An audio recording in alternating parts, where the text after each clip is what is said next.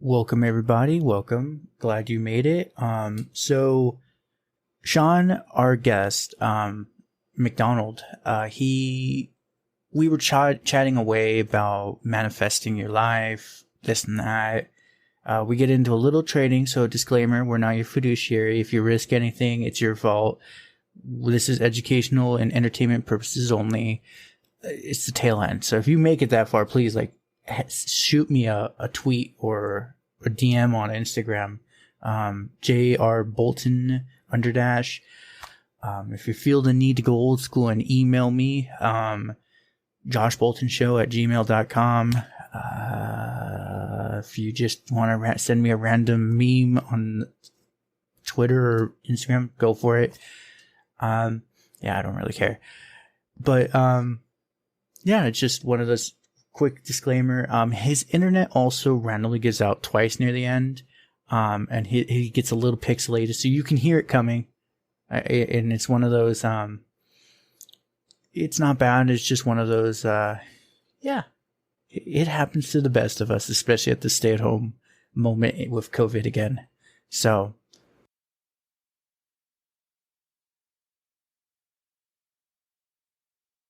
welcome everybody. Today we have Shawn McDonald.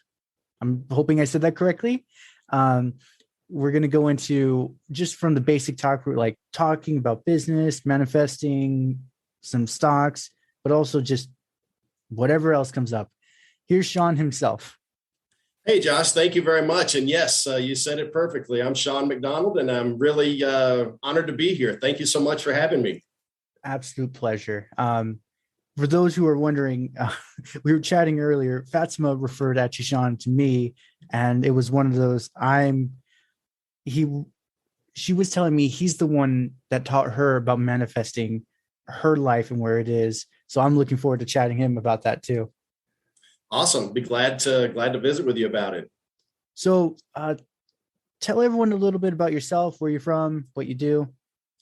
Sure, absolutely, Josh. I am the co-founder of Powerful Creators with Fatima Teixeira, and I live in the Houston, Texas area, and I'm a sales professional. I'm a realtor. I help people buy and sell real estate. I help people become a better manifester, and I guess that's maybe the tip of the iceberg. But those are the things that I'm investing and enjoying my time with right now. That's wonderful. Yeah, you were mentioning to me about the real estate. He has a very interesting method, and he's very successful. So he's completely referral based. And anyone normally in the real estate business, that's insanity. But he's definitely making it work. Absolutely, Josh. I've been in the business, long enough to have served many people, and when I'm helping someone buy or sell a home or land, my number one point of focus is to help them and let them have fun in the process. Buying a new home should be a joy. It should be a pleasure. You should be on top of the moon. And a lot of times it can become a stressful situation. Someone's fixing to invest a lot of money. They're going to trust me to help them make good decisions. So as time has gone by, it's very easy to have people call and say, hey, the Smiths said you did a really great job, so we'd like for you to help us as well. That's wonderful. Yeah, actually, I had a guest on the other day, and she was talking how her business is completely referral based, and she's like, her secret, because I'm like, oh, how old's your company? Like, how'd you She's like, I'm already making $1 million a year, and I'm like, what was it? She's like, well, I over delivered on quality by perspective of money to ratio, but she's like, it was completely referral based. I was like, I haven't even got my website up and running yet. That's right. And that's really, I think, before the internet, there was, obviously there was the old way of advertising with yellow pages and phone books and, billboard signs and stuff like that. Marketing now is so much different, and it's still a black hole for money if you're not doing it right. So in the referral based is so nice. And I always remember I was studying when as a beginner, I always remember the studying sales. I took all the courses. I did read all the books and things like that. And I remember the guy that was teaching the course. I think his last name was Hopkins. I think Anthony Hopkins. I don't remember. But anyhow, he said at the end of the presentation, now once you do good work, people will naturally start referring and calling you. And won't that be a fun part of your career? And so I've gotten to that point where people are naturally calling me, and it is a fun part in my career. That's wonderful. Yeah. That was just the thing me and her were chatting about. And it was just like, she was a serial entrepreneur, got her multi-million-dollar business up and running. And then she's like, I actually got a corporate job and I hated it. So I quit and restarted my own business. And I was like, oh, okay. But I'm like, she's like, I was deathly scared. I'm like, you literally just ran a business, scaled it, and sold it at a profit, yet you're scared to start a new one. And she's like, because it was me. I'm the only one right now. She's like, now I have a team, but it's the first step is the hardest of them all. It's like once you're going, you can just sprint everything. There's in one of the things that I've learned, and in manifesting, you want to manifest customers, you want to manifest a business, you want to manifest cash flow. That's all about manifesting. And when you have momentum behind you, then manifestation process is easy. And when you have the team behind you, you built a team around your mission and everybody's pulling in the same direction, the momentum behind you makes it so much easier to acquire customers, to build your platform, to do all of those different things. So momentum is a really important part of the manifestation process. And whether she realized it or not, she was having all that momentum behind her, and it gives you confidence to go and pursue other ventures, develop other markets, develop other products and things like that. Yeah. And that was actually one thing. Have you read or heard of the book Simon Sinek's Start With Why? I do, and I have. And why, how, what, or I always wondered, I understand why is first, but I get the how and the what mixed up. So, yeah. But yes, that was, I have read his material. He's really great. He is. And that's where I told her, I'm like, have you read the book? Like I asked you. And she's like, who's Simon Sinek? I'm like, this will be interesting. Essentially, everything you're saying is exactly what he said. Is find your flag, stand it down, get your team, and no one can stop you, kind of thing. He has some really great ideas, and that's true. That's true. That you have to put a flag down. And for us, for Fatima and I, that's our mission. Our mission is very, very important. And it's what really drives us. I say drive. It's not necessarily we're so driven, but it motivates us. It encourages us. Our mission is to elevate vibrational energy and help allow well-being and abundance in the world. And with a mission like that, it's pretty easy to gather people around us. It's pretty easy to gather people behind us. When you're elevating people's energy, you feel good. And what do we all want to do? Why do we do anything? Because we want to feel better. We want to feel more invigorated. We want to have a high energy moments. Oh, 100%. Yeah, that was the big one I was telling her, was like, because I told her, like, I listened to like her playlist as best I could on a free Spotify. It kept jumping around on me, but I told her, like, when I would listen to this song, I said, I don't know if it was what you were intending, but I'm like, I don't usually get emotional listening to music. I said, it's just kind of like, I try to keep a stone face for everything. I said, I actually started, like, my heart felt like it was like a little cartoon, like tear forming. I was just like, wow, this is deep. Fatima is so amazing. She's an amazing musician, amazing producer, amazing businesswoman, amazing mom. Mm-hmm. Just all around. She can see inside of you and bring out the best parts of you. And that's a really unique and amazing gift. So I'm really, really blessed that our paths crossed, and that we're in the process of building a company that we want to help millions. We want to help billions feel better and become a better manifester, become a better allower. So it's very easy to get up in the morning, roll out of bed, and have those projects waiting for you. Oh yeah, and that was the thing I told her, because then we got talking about like her manifesting the hotel spot with the specific piano and all that. Mm-hmm. And I like asked her hypothetically, I'm like, so if I walk down the aisle, like you saw me, what would be the one song you immediately pick? And she's like, you look like a Metallica Unforgiven. And I'm like, wow, you nailed that one. She's like, well, I've Right, also right. she's like, it's just the way you are. You're like, you look tough, but you're very kind-hearted. And I'm like, again, you freaking nailed it again. Everyone's like, you're intimidating, scary. I'm like, if you really knew me, I'm not that intimidating. Sure. Yeah, she has those gifts, and those are just a few of many. And yes, she's a good reader of people, and she can turn into music feelings so easily and well. And I'm just amazed. So yeah, she amazes me every day. Yeah. She's one of those, like, we were talking so long, and I'm like, I look up and I'm like, Fatima, it's getting dark on your end.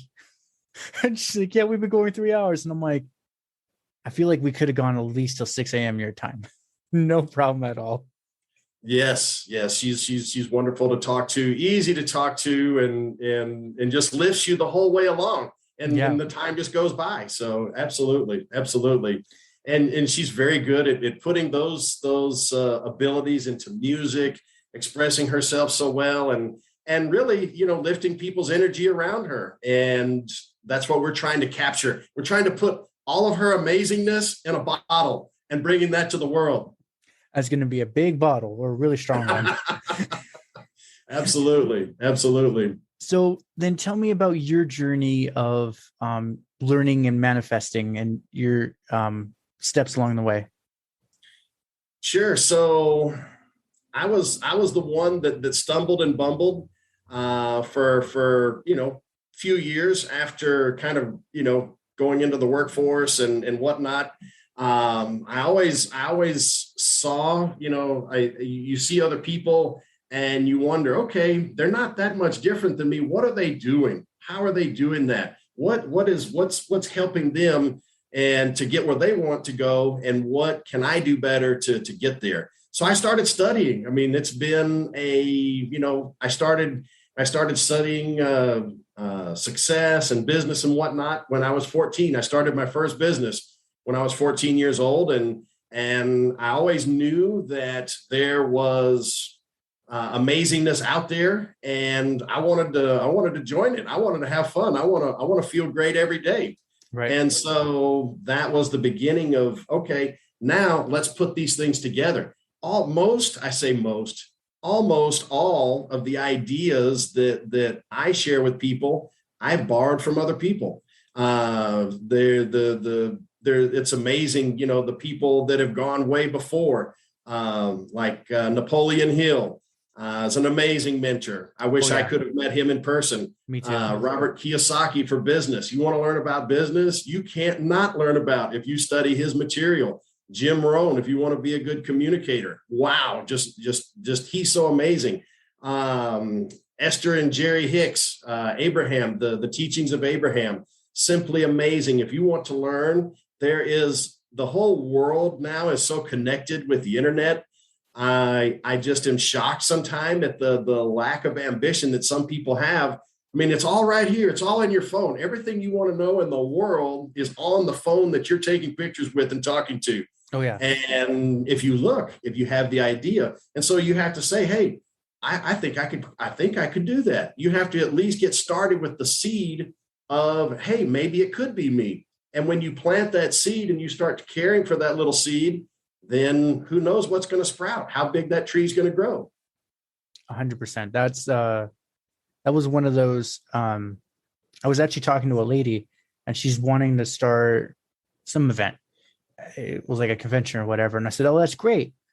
But she had still like a 2002 phone. I'm like, first things first, we need to get you a new phone, because once we get you the new phone, the world is your oyster. Like you can You can find information. You can contact people normally you would never be able to contact because they have a website, hence they have a phone number. I'm like, but the problem is you need a proper device. And I'm like, don't use it just for YouTube cat videos. Like, that'll be the destroyer of everything for you. Those cute little cats.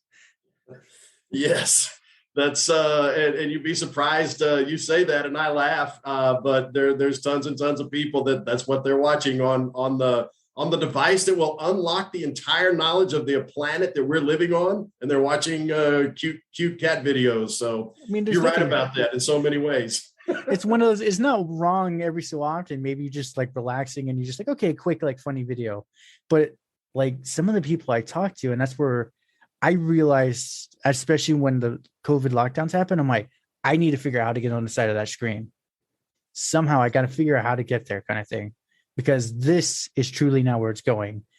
And especially with COVID, it's sped up. Absolutely, Josh. And you're 100% right about that. And COVID accelerated change that was probably going to happen in, 3 to 5 years. It happened in, less than 6 months. Yeah, absolutely. It was 3 months. It was the first month was the Bumble trying to get everyone in. Then people were bored. And then the third month they realized, oh, wait, I can just find literally everything on here. Exactly.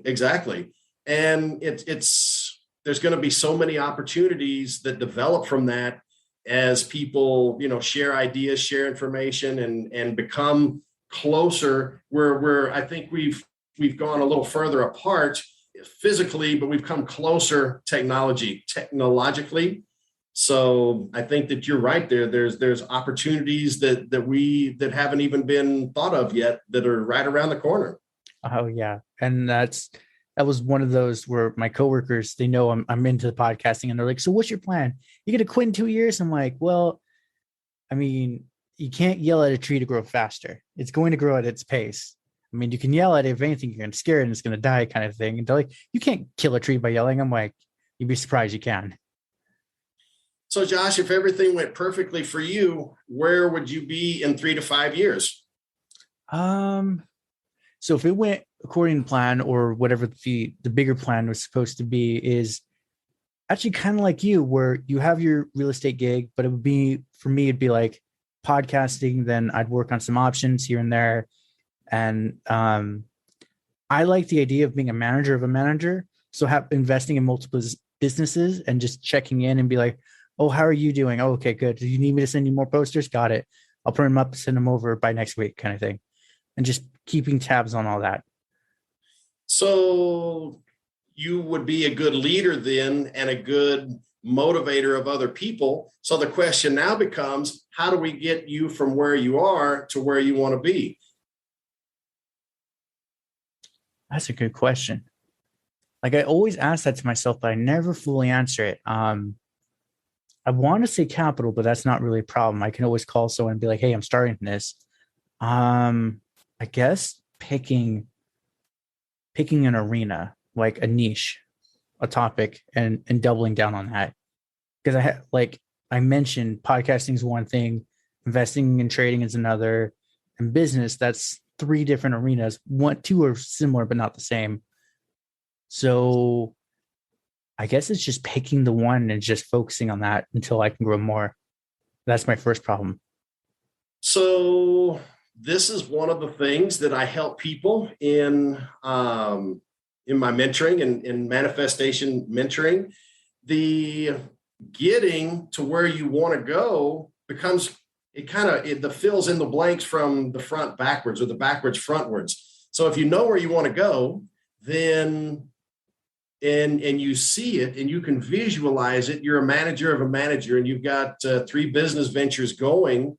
Okay, so now is the time to maybe go inward a little bit, do some meditating, okay, think about things, and then be on the lookout for ideas. So if you know where you want to go, but you're not quite sure how to get there, get quiet a little bit. Become a little bit of a person that says, hey, I want to listen to a Fatima Teixeira meditation song, and ideas will come. If you quiet your mind, Josh, at the end of those things, if you had a point of focus that you were thinking about and you can quiet your mind, you will have ideas at the end of this process. It may not be the first day because you may not be that good at it. You need to practice this a little bit.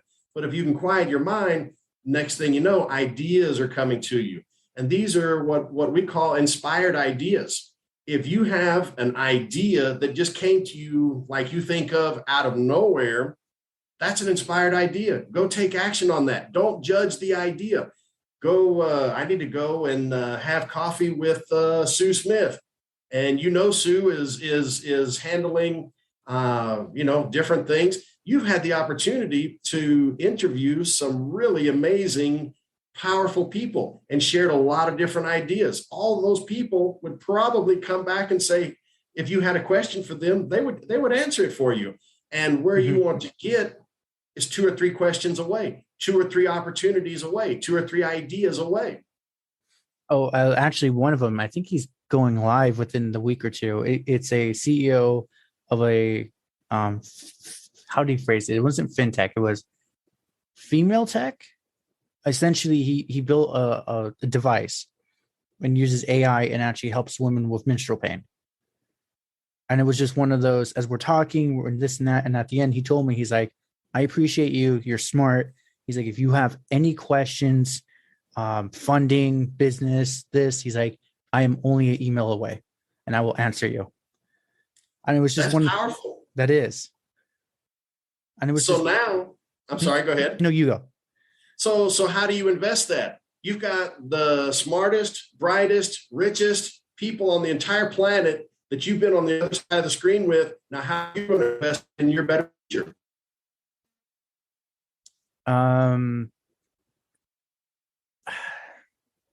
Just a heads up, Shawn, you like glitched out on me too. Sorry? And you're cutting out a little. And as far as investing, I don't know. I think that's the sitting down and actually having to pick something. That's my hesitation. Because I know whatever I pick, I'm just balls to the wall. I will not stop after that. And so that's awesome. And my best advice on that is to do what makes your heart sing. Think about all those things. Think about everything as you've already achieved it. In 3 to 5 years, you've got a pretty large pile of money that you're managing. You've got a multimedia company or a media company with your podcast. You've got people working for you in other venues. How do those things feel? If you've visualized those things, visualize already having it, how do you feel? Which one of those things makes your heart sing the most? That's a clue. Maybe not the answer, but that is definitely a clue. So if someone's listening and they're in the same position, they may not know exactly what. The problem isn't a lack of opportunity. The problem is clarity. The problem then becomes, the answer then becomes, where do you feel? How do you feel about those things? Some people may not like trading. I felt like trading to me was a puzzle that needed to be solved. And I've always, even as a kid, I was taking stuff apart and looking at it and solving things and very, very curious. Obviously the trading aspect has the potential to number one, it's super awesome because it's scalable. There is no limit. There's no limit to the zeros and the commas that'll be on your screen if you can swing that wide. And then the sales part. I love being a sales professional. It makes me feel really great to go out and communicate with people. So I'm very, very lucky, if you will, not so much lucky because I planned all this. I get up and do what I want to do every day, and I get to do several of those things, as well as the work with powerful creators. That just it makes me feel really good to go out and do that. And maybe, Josh, maybe you don't have to settle on one thing. Maybe you can do 2 or 3 of those things. Take inspired action. Get an idea and connect that idea with a person. You get the idea, you connect it with a person, you see if that seed's going to sprout. the oak tree puts out a lot of acorns because not every acorn turns into a tree. Right. Yeah. And it's usually the ones farthest out that you wouldn't think do it are the ones that take off. Exactly. Something that I feel like that holds a lot of people back in entrepreneurial ventures and business and things like that is the fact is that there's going to be some failure in there. I just dropped the F-bomb, failure. Oh my gosh. I'm going to have to put explicit on now for that. Because most people think that that's a horrible word. I love failure because each failure that I endure is going to get me closer to where I want to be. 9 out of 10 businesses fail, Josh. How do you feel about that? Oh my, I can't start a business because 9 out of 10 fail. No, that means you gotta start 10. You gotta be willing to start 10. Yeah. You have to what was it? Someone was telling me it took him, he did the ratio of 100. So he's like, you have to be willing to do 100 different things, knowing only 2 will take off. And I was like, wow. And he's like, you have to be used to that if you're going to do this. That's right. So the question there is, can you endure 98 failures? Can you endure 98 ways that it's not going to work? Can you turn the failure into another F word, feedback? Turn the failure into feedback. And if you've learned something from it, if you've grown from it, and it wasn't really a failure. Mm-hmm. Oh, 100%. It's all in how you look at things. It really is. Tying back to the martial arts guy. So what he had us do, because you were referencing it and I was just chuckling because I did it, was the yellow pages. So the only way we could get paid is he's like, you have to call X amount of people. If you get like 1 sign up he's like, no matter what, if you like call 1,000 people, I guarantee you're going to get 1 to sign up. He's like, it's going to suck to call 1,000. So I'm like, but I don't have 1,000 leads. He drops the yellow pages. He's like, it's about 2014 edition. You're good. They stopped in like 16. So that's true. That's very true. In the sales profession, in the marketing aspect of things, there's ratios, and a 1%, a 1% click through or a 1% positive reply or positive outcome on your marketing is super awesome. I mean, it's over the moon. So what does that tell you? You just have to be able to plug in the numbers. You have to be able to expand in how you're feeling and how you're looking at those things. And that was now looking back as an adult, I realized what a lot of people were saying. Because I would call and I'd be like, hi, you don't know me kind of thing, but I'm Josh from the local martial arts studio. And they're like, I'm in Alhambra. Like, why are you calling me? Which that's like a 50, 60 mile gap. And I'm like, well, it says you were in here. They're like, yeah, like 6, 7 years ago I was there. I'm like, oops, sorry, I won't call you again. But one of them was like, well, that's actually nice of you that you're going to call back. It was one of those like, we thought you were a scammer. I'm like, well, I mean, if you consider martial arts a scam, then yes, I am. Well, we get so many calls now, and it's very, very hard. The telephone is something that's changing from, what we used to talk on to how we take photos and communicate and whatnot. There's tons and tons of scammers that my phone rings every day, and that's just a way things are changing, and we have to be on the front side of that instead of the back side. Yeah. I'm just curious, what phone do you have? I have a Galaxy S21. I think you would have it. Google actually has a feature within the calls that says you want to filter out unknown callers and scammers. I don't get any more calls because of that. Oh, wow. I'll have to check that out, because obviously the people that keep calling me from Bangladesh do not care about the do not call list. No, they don't care at all. Because what are we going to do? Right? We're going to fly the FBI over there and pick them up? No. Yeah. That was the big one, because I got an update and it was just like, hey, do you want us to block it? And I'm like, yes, you have a great list of stuff blocked. Exactly. if someone actually needs to contact me, they know to like, it'd be better to text me than call me kind of thing. And that's where most people are moving to, as well as the texting and whatnot, or instant messaging and that kind of thing. So absolutely, that's a change. You got to be with it. And I am not naturally an early adopter. Yeah.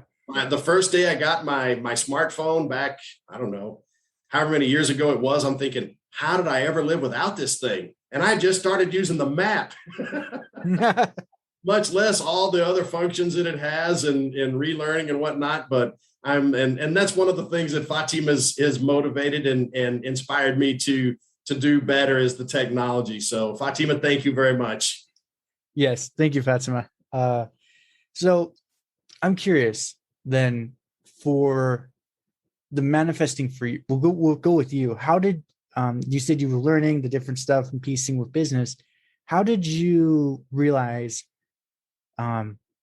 through your studies this is the path you wanted to take? Great question. So I've always wanted to share my ideas, share ideas on how people can be more successful, and because it took me quite a long time to kind of put everything together. But once I got it put together, I thought, man, that wasn't that hard. If I was the person that took a long time to figure it out, and I thought, wow, if I could help people and inspire people to learn the things that I've learned in a faster way, wouldn't that be a gift, and wouldn't that be nice? And so that really is something that I get joy from, and kind of putting a formula together to let people know, hey, yes, you can do it. You can do it. First thing we got to do is change a little bit about what's holding you back. What's holding you back? What little thing that you're thinking about is not empowering you to get from where you are now to where you want to be. And I thought it's a puzzle that I needed to solve for. And as I've solved the manifestation puzzle from A to finish, I thought, wow, wouldn't that be cool to be able to share that with people? That's interesting. So you think in solving puzzles, that's actually kind of like how mine worked. That's how I got started with the trading and investing, because I'm like, it's the biggest puzzle that will truly never be solved. But if you know enough, you can walk in your line and not get hurt, kind of thing. For sure. So if you begin with the end in mind, that you want to be trading an account with such and such dollar amount, and you want to be able to make a living from that, you can kind of work it backwards. And if you can show a track record, then there's capital all over the place. Same thing in business. And it's not something that I've really gone out and chased, number one, because just having 4 years in the business, and just because I'm kind of getting consistently profitable, doesn't mean someone's going to drop $20 million in my lap and say, hey, go trade that for me. So there's different ways of making money in trading. Can you be good enough to manage money? Can you be good enough and consistent enough for someone to trust you with a pretty big chunk of money? And if you can, then you're way in the top 1-2% of the people that trade in the world. Most of the people in the trading world lose money. I would probably guess to say that 85-90% of the people that fashion themselves as traders are not profitable over the long term. It's better for most people to go in and buy a diversified basket of different equities, and just let it go up over time. Let inflation and increase do its thing. And there's different levels too, Josh, I think, for people in the business arena. If I'm mentoring someone that says, hey, I want to be the CEO, I want to own this company, and I want to do exactly what it takes to go do that, I may have the other person that says, I don't necessarily need to own the company. I'd just like to have a side gig, if you will, to put some extra money in my pocket. So if you can't teach the person that wants to be the CEO to do a side gig, and you can't do the side gig person as a CEO. So we have to figure out the ratio, where we fit into the scale, and what's going to make us fun. I mean, some people the business is too stressful. Some people, sales professional is too stressful. Some people are just not naturally good at those things. So we find, and then we go back to quieting our mind and letting some inspiration come in. Where do we see ourselves in 5 years? How are we going to get from here to there? Maybe you don't need $3 million in a Gulfstream jet. It's just we find where we fit in there and where we see ourselves, where we truly see ourselves. And if that's a place where we're feeling good, then that's a great way. That's a great place to start. Okay. I'm sorry, as you're saying that, I'm starting to put it together. I'm like, okay, so I think you're catching on. My brain doesn't fully work in pictures. That's where when they say visualize, I'm like, how? Because like when you say apple, people think of the crisp red, shiny with the green stem and the little leaf. I don't see that. I see the Apple logo. Like that's all I see, kind of thing. So it's like when I look at stuff, it's kind of like looking through smoke. You can kind of see what's going on, but it's not clear. And that's where when they're like, you have the clear picture. I'm like, oh, that's really hard for me, man. So I have a thought on that, Josh. People think visually, they think auditorily, or they think kinesthetically, and they make decisions those in a combination of those ways. So when I'm thinking visually, I'll say, imagine this picture. But if we were more, in a kinesthetic way of communicating, I'd say, Josh, how do you feel about this? What are your thoughts about that? Can you conceptualize this thing? Can you maybe you're more auditory in a situation where tell me how this sounds to you, Josh. What are you thinking about this? How do you feel about this song? And so there's different ways. None of them are better or worse. It's just how our minds developed. And, how does that sound to you? That's actually interesting. The way you said, how do you feel about this? Immediately, I was just like, huh? Wait a minute. There you go. Because it was the weirdest. Okay. It's a good chunk of my life. I've been doing it for 14 years. This one older gentleman, he's been with the studio about 2 years. He started right before COVID, and old school bodybuilder. He trained with Arnold Schwarzenegger, kind of old school, but he was the natural. He was telling me the difference. There was Arnold who did enough to where it looks aesthetically pleasing, but he's like not humanly possible compared to the beast now that take like too many doses and like their biceps, 2 heads kind of thing. But he was explaining something about bodybuilding, and we're working on a form, and I can see him glitching. Like it was like a logical, the pattern's not matching. And that's where I just told him, like, hey, I think we think similar. You need to do step this. Don't go here, just do this, and the other will line up. My instructor pulled me aside. He's like, I've been working on him for 1 year, and it took you one conversation. I'm like, because we think the same. I could literally see like he is struggling. He physically had to do it. You could yell at him all you want. It's not going to change it kind of thing. And so that's the same thing with mentoring in manifesting.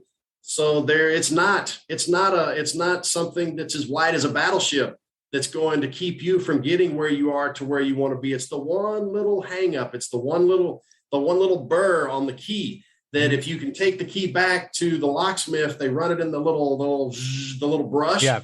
You brush the little burr off of the key. You stick it back in the lock and it opens, and it's beautiful and it's wonderful. You open this door to so much opportunity if you can just get past that one little hang up. And that's one of the things that I really enjoy helping people do as well. And that's why we at Powerful Creators want to do that on a bigger scale and give people the tools and the camaraderie and the ability to get from where they are to where they want to be. Most people don't even start because they don't think they can. So that's the first thing is we got to motivate people to say, hey, plant the seed. Could you do that? If you could just connect with it in your mind, just like what you talked about, Josh, if you can make that connection with your mind, that's a start. And the starting is enough.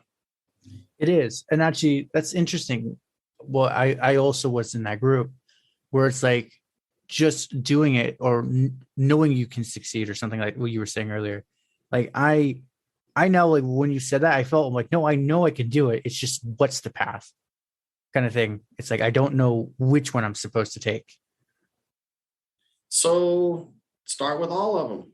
Okay. You already started.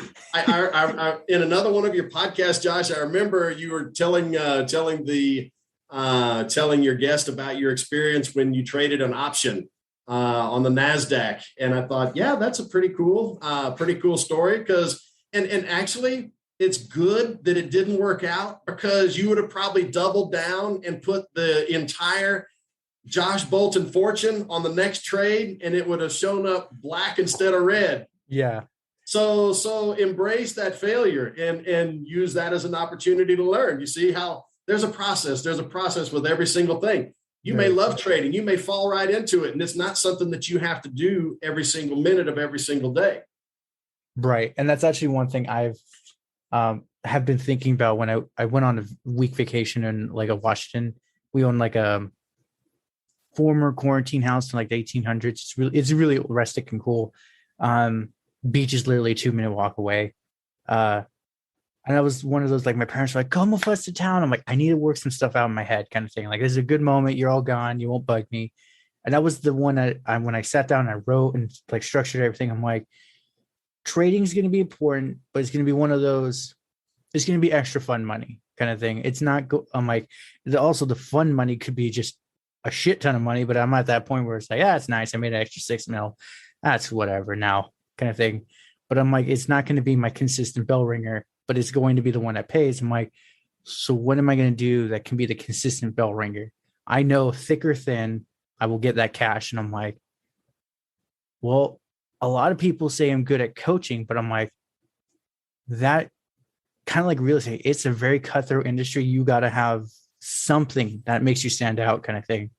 And I'm like, it's like my heart sung. So I took note.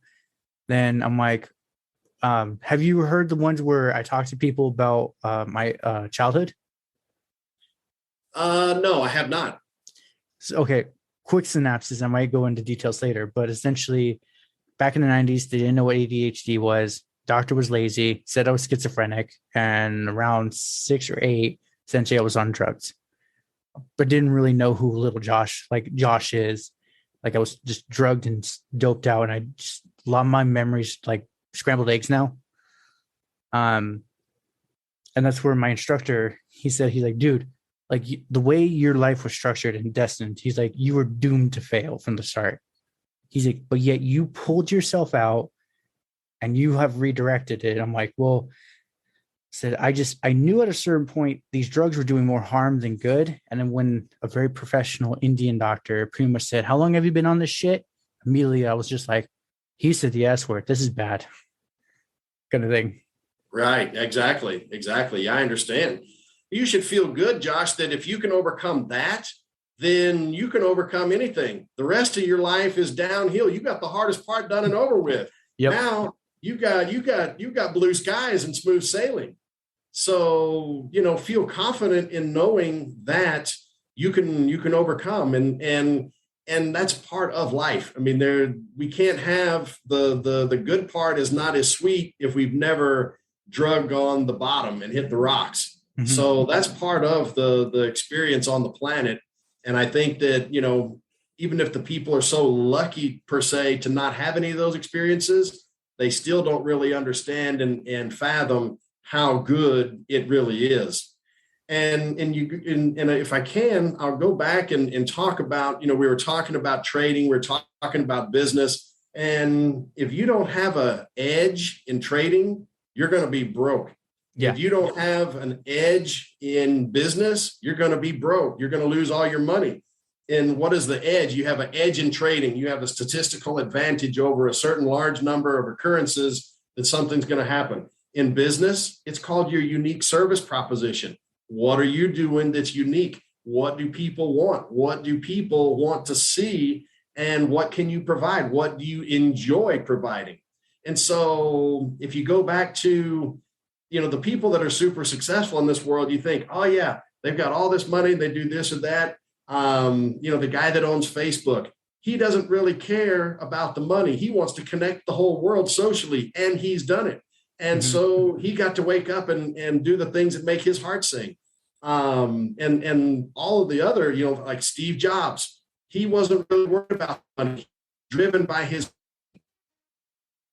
As you develop your own mission, these other things will fall into place. Decide where you want to go, develop what makes your heart sing, decide what is your mission, and take inspired action, Josh, and everything else is details. You already know all the most powerful people to help you along with this. If you call up the guy that you just mentioned, he's going to say, yeah, Josh, what do you need? Okay, go talk to so-and-so. And it's not so much the money as it is the connections. It's not there's if you've got a good idea, if you've got a good investment, there's more money in the world than there are good ideas. So that's another thing that people hold themselves back for, because they give too much value to money. Yes, money is valuable. Yes, money is necessary, but it's not, it's just all this money. No, you have an idea that you can serve people and serve them in a way that's scalable. People want to invest in something that's scalable. You may make the best hamburger in the world and open up the Josh Bolton hamburger joint, but the fact is, an investor is not going to get excited about that. An investor wants to hear how you're going to put one of those on every corner on the entire planet. And then the money is going to come. He's not going to give you 2 cents. He may buy a burger, but he's not going to invest anything that's not scalable. Right. Yeah. He'll be like, that's great, Josh. This is a good burger, but I can't invest. Thank you for the food, though. Exactly. So keep that in mind, as in our listeners too.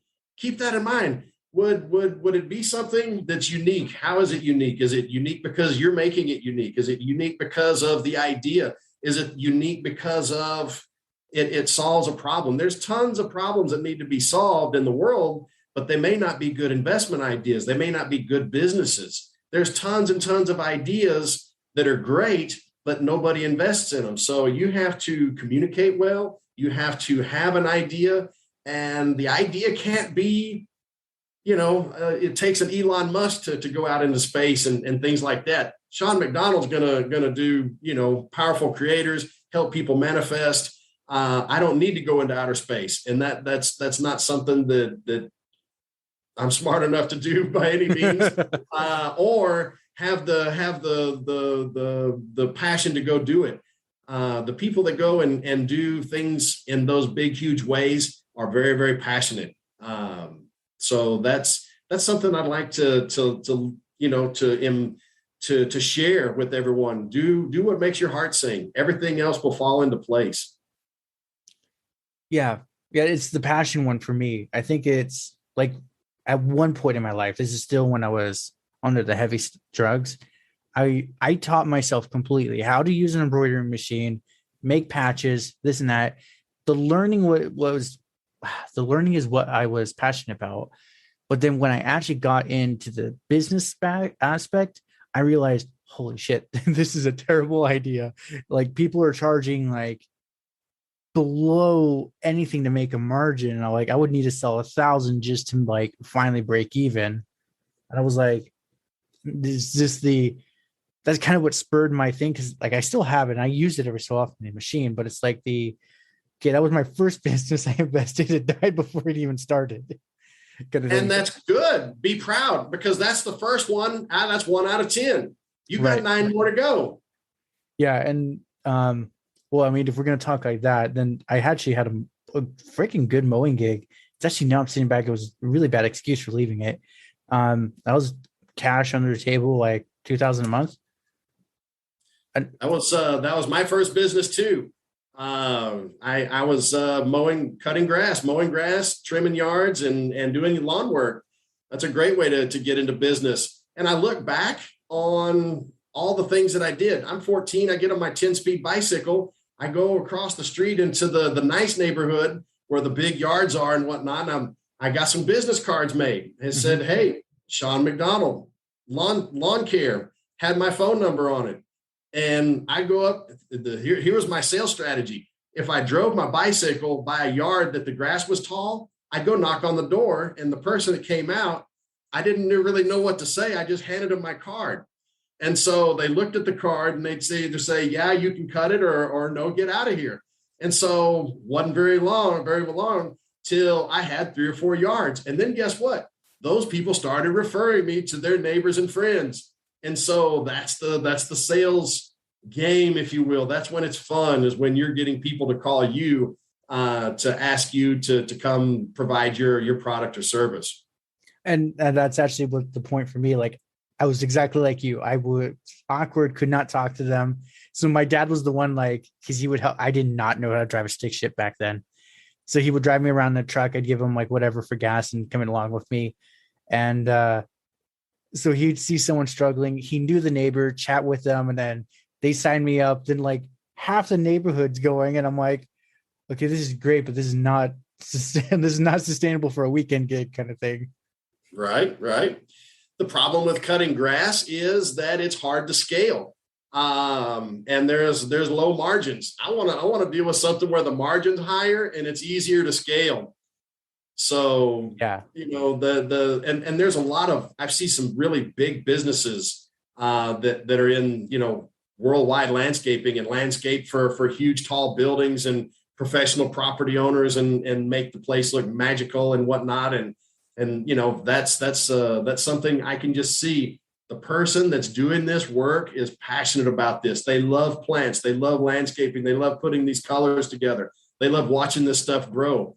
And so that's the person that landscaping is perfect for. At the end of the summer, I didn't want to look at anything that had grass on it. I was like, I don't want to see a weed eater. I don't want to see a blower. And I don't want to see anything. And then, okay, the next school year came around. Yeah, well, it's time to start working again. So, yeah. Actually, the secret for me, I guess it would be my business advantage, is the mowing was great, but that was kind of like marketing. Because then I would see, oh, the plumbing's down. I'm like, hey, $200 for labor plus whatever for parts. I can fix your plumbing like by next week.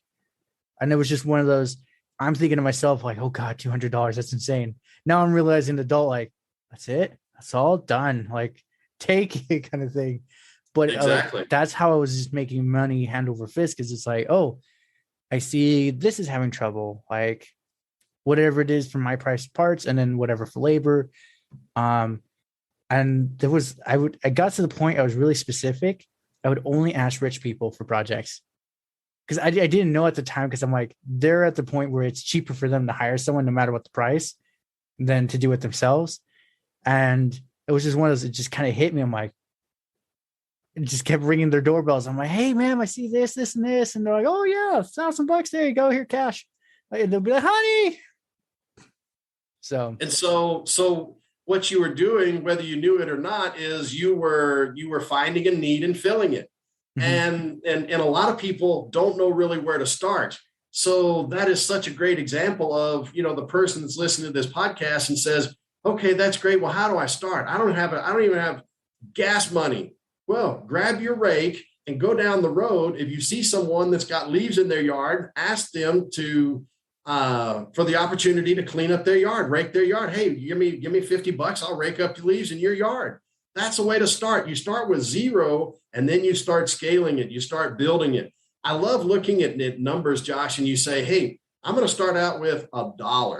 Mm-hmm. Sometimes you can find a quarter on the ground. So you're a quarter of a way to your first dollar. Right. Then you double that dollar. Now you got $2, then $4, then $8, then $16. Now, next thing you know, you got $1,000 and you've just been raking leaves. You don't even know what you're doing. That's the way to start. And then you look for other opportunities. You build a team, grab some other guys and ladies, hey, come help me rake these leaves. I'll pay you and buy your lunch. And so now you've got a team behind you. And so you look for other opportunities. If you're always on the look for opportunities, there'll always be something that will eventually work out. And again, 9 out of 10 don't work. You got to keep rolling. You got to keep moving. Most people are so sensitive to any sort of negative feedback. They say, oh, well, what if I fail? What if I fail? What if it doesn't work? I'll have to tell my cousin that's so negative that she was right. Hey, forget about that. Go out and go through the numbers. Go into the process. get with it. And yes, you can. And start manifesting, start small, build some momentum behind you, build some confidence. Confidence and momentum are cousins and they go everywhere together. The more confidence you have, the easier it is to get momentum. I have to agree with that. Yes. It was just like for the mowing one, I was confident my work was quality, and like not many could compare to it for what this interesting situation I had. Um, so then that's where I got to the point I would be like, hey, I know I can do this. If not, obviously I'll deduct it from my pay. You don't have to pay me that, because then it's like I kind of break even. You're not screwed over completely.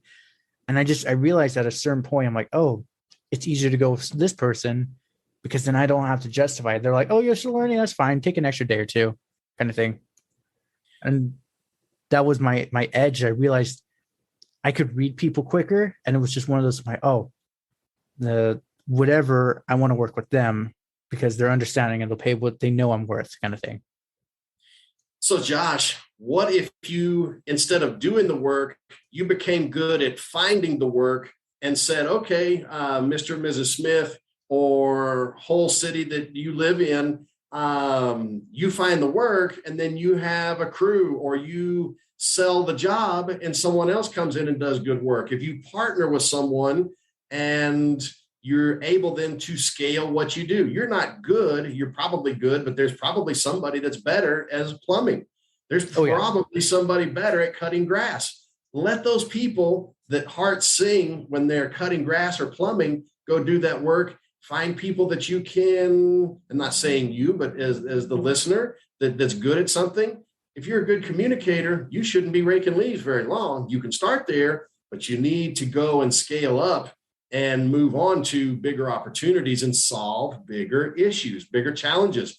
People pay for problems to go away and to feel happy. That's the reason I'm going to take money out of my pocket and give it to you, Josh. So if we think about creative ways to do that, that's how magic happens. That's interesting. Now talking to you, I'm rationalizing it. That's literally what I realized with people. That's why I chose the wealthier, because I saw the problem, they acknowledged the problem, but I also told them I can make it go away and you don't have to worry / be happy about it. And I didn't realize I was doing that. I was intentionally doing that. And not only that, you qualified the person you went and made the sales presentation to.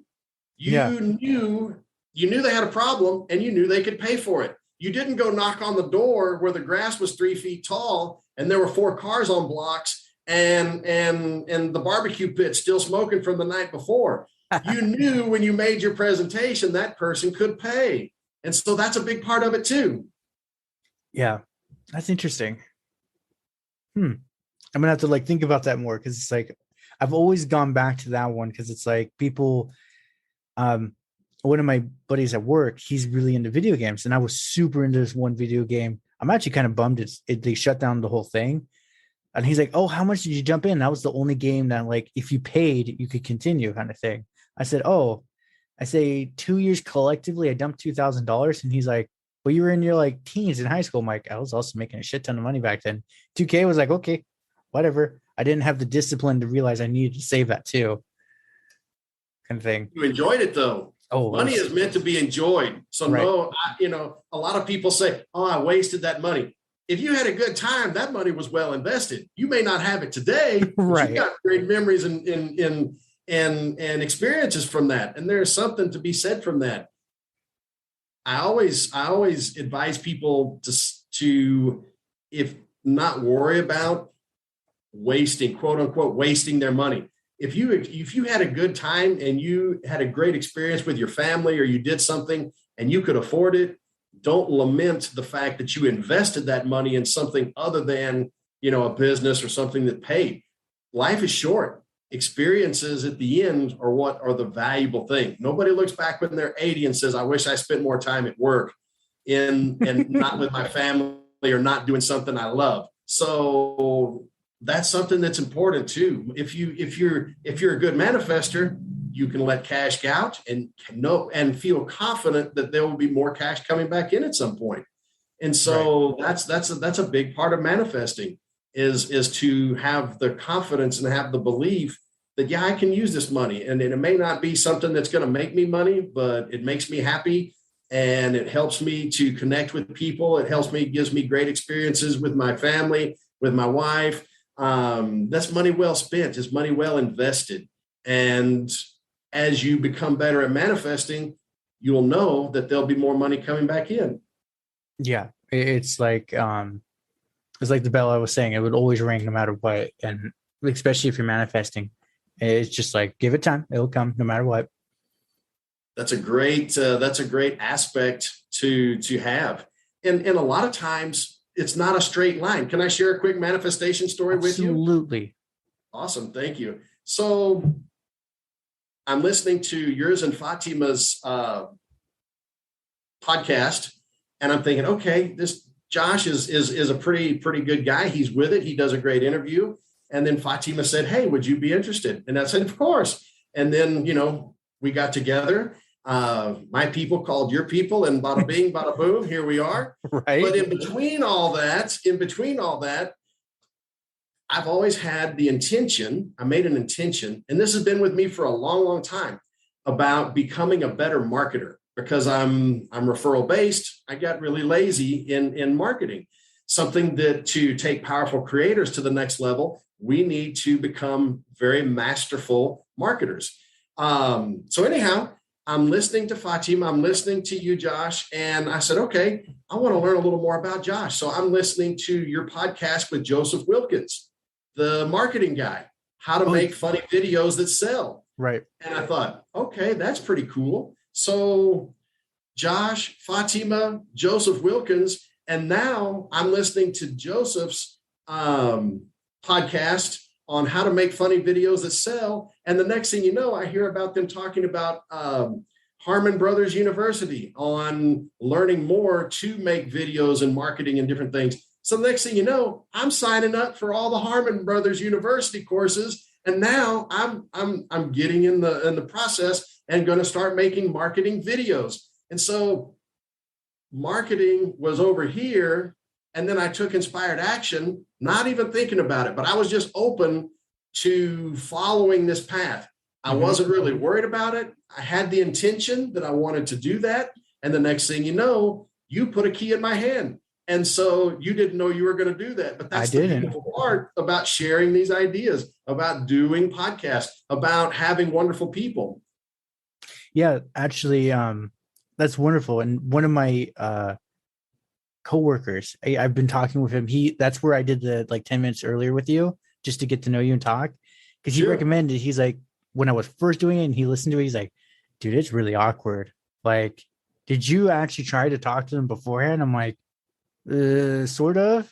He's like, you should do like an old college, filming school technique where they just literally talk for 10, 20 minutes. And then they just kind of turn the cameras on. They don't even realize it. They get them into that position and it just seems supernatural. Absolutely. Absolutely. And you have a gift for, number one, I know you have many gifts, but one I see is to communicate well, make a connection with people and let them feel that it's comfortable and confident to share themselves with you in this space that's also going to be shared with whoever, crosses their path with the podcast at some point in the future. So you have a gift of communication. Obviously, you're sharing your sales experience. Sales is nothing more than communication. And as you're finding different ways to communicate with people on this podcast and other experiences, things just will naturally open up and you'll be able to share those with listeners, and more people will get benefits from it. That's awesome. And so the guy that was mentioning, he even said the same thing. He's like, you have something. You're really good at talking to people. Because one of the guests I had was William Branham. I think I said his name again wrong. But he's a Navy SEAL. And it was one of those, he's like, dude, he's a celebrity in his own right in the vets, helping vets not kill themselves. And he's like, he's huge. He's like, it's one of those, unless you know that arena, you'll have no clue who he is. He's like, you got him to talk about things he never talks about. And I'm like, I did? I mean, the conversation went that way kind of thing. And he's like, he doesn't talk about the war. He's a SEAL. They all want him to talk about the SEAL camp and the tough guy stuff. And like SEAL tricks. He's like, you got us to talk about the war. And he's like, for 30 minutes, he never does that. And that's right. I had him again. It was one of those, he's like, oh yeah, I remember you. Yeah, you're the one that literally got me to talk about anything that I don't like talking about. And I'm like, oh yeah, that's what one of my buddies said. He's like, well, whoever your buddy is, he's like, he's right. You got something. I'm like, well, what am I supposed to do with that? So Josh, you do have a gift. And so I'll ask another question if that's okay. Go for it. How are you going to expand? How do you expand the Josh Bolton Show? How can you're obviously a good salesman. Why aren't you selling ad time? Why aren't you asking for sponsors? Why aren't you making this gig cash flow? Okay. So statistically, I don't match. They want 1,000 downloads per episode. I don't have that yet. So that's the only hiccup. Other than that, I've literally reached out on this Podcorn. It's an advertising site. I actually reached out to Bragg's Vinegar, the apple cider vinegar one. I sent him a voice message because that's best for me for communicating, not writing. I look like I have like first grade grammar and spelling. I have to use Grammarly so I don't look like an illiterate idiot. And it's just I reached out, I said, hey, this is my show. And they said, literally, we love your sales. We would definitely give you the copy. You could add in a little to fit your audience. And they're like, but you don't have the downloads we need. I'm going to give you the answer. The answer you're looking for, Josh. You got to be willing to do it for free until you reach critical mass. Mm-hmm. And so you know your numbers. Now you know your numbers. Okay, now how can I do this? What if I just broadcast on some sort of radio, Josh Bolton radio show, and you could just visit and talk to people, whether they're on your podcast or not. In that, go give talks to the Lions Club. Go give talks to the Rotary Club. Get to know the movers and the shakers, and put your word out. If you put your word out and you take inspired action, you need 1,000 downloads on the podcast. So what do? You go and talk more. You go and do all this, and you don't expect money from it right now because you're watering your seed. Your seed hasn't come up yet. But as you go and instead of maybe an hour a day, instead of maybe 2 podcasts a week, you do some airtime. Think about different ways to get on maybe an AM radio show. I'm saying Josh Bolton radio show, Josh Bolton, any sort of show. I think that's got a great ring to it. And you're already doing it. You've got the setup. It's taking that to the next level to scale it. Think about ways you can scale your voice, and you will get some ideas. That's actually the biggest one. A lot of people have told me, they're like, oh, you need to use YouTube. I'm like, I like one of them, I told politely, I'm like, but I only get like 1 or 2 views. And they're like, that 1 or 2 views could have been the one person that needed to hear that. But number wise, it doesn't look good. But if it's 2 views and you hit 1, that's a 50% return right there. And I'm like, but it's 2 numbers. Right. It's hard on the ego to say, I did all that work and only got 2. But here's the brilliance. Here's the beauty, Josh. 4 is next. And that was 100% increase. Mm-hmm. So don't think about the numbers themselves. Think about the percentage increase. Can you get 2 listeners? A movement, 1 person and gets 1 more. Now you got 2. The movement expands to have 2 people to 4 people, 4 people to 8 people, 8,000 to 16,000, 16 million to 32 million. It's the same increase percentage wise, but the numbers are bigger. And that's the beautiful thing is those numbers grow really, really fast. If you let them, if you just keep going, if you know in your heart of hearts that, yes, people want to hear me and I deserve to have a voice, you will find followers. You will find listeners. I'll be number 4 right here. This guy. Thank you. I was listening to the others. I'm like, wow, like people are actually going back to that. Cause I see this, I check the stats like every 2 weeks just to see where I'm at. And there was just one of those, I'm like, oh, it's like 1 here, 1 there. And I'm like, okay. I was like, so it's the residual like thing everyone talks about. I didn't realize one of them were you kind of thing. For sure. And I'll if I can and be so bold, I'll offer a manifestation challenge. I will continue to, and I'll make this offer to anyone that's listening to the podcast. The first 5 people that hit me up on my Instagram, I will, for free, for 30 days, mentor them and see where we can go from where you are now and get you closer to where you want to be. And this is something that really makes my heart sing. And you've been so gracious to have me on the podcast. Wouldn't it be cool if this was the seed that sprouted into a wonderful, beautiful, tall fruit tree that made wonderful fruit for you and your family and generations from now to be able to enjoy and to hear. Oh, absolutely. And that's actually that's where I chuckled when you said earlier that the feeling, can this work? I already just tell myself, like, I'm already going to have enough downloads. Like, it's going to be like up there with like 53,000. That's a lot. You can get sponsors for every download and they're just like, take our money. We don't care at this point, kind of thing. I said, I'll be at that point where this will one day pay me dividends and it'll get to the point I'm not going to know what to do with all the money, kind of thing. It's just going to be like, oh, you want to pay me $1 million for a 1-slot ad? Done. Okay. Go talk to my manager. We'll figure it out from there. Exactly.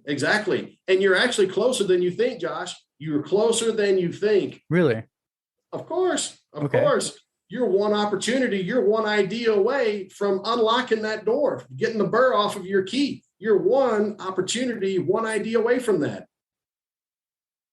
Okay.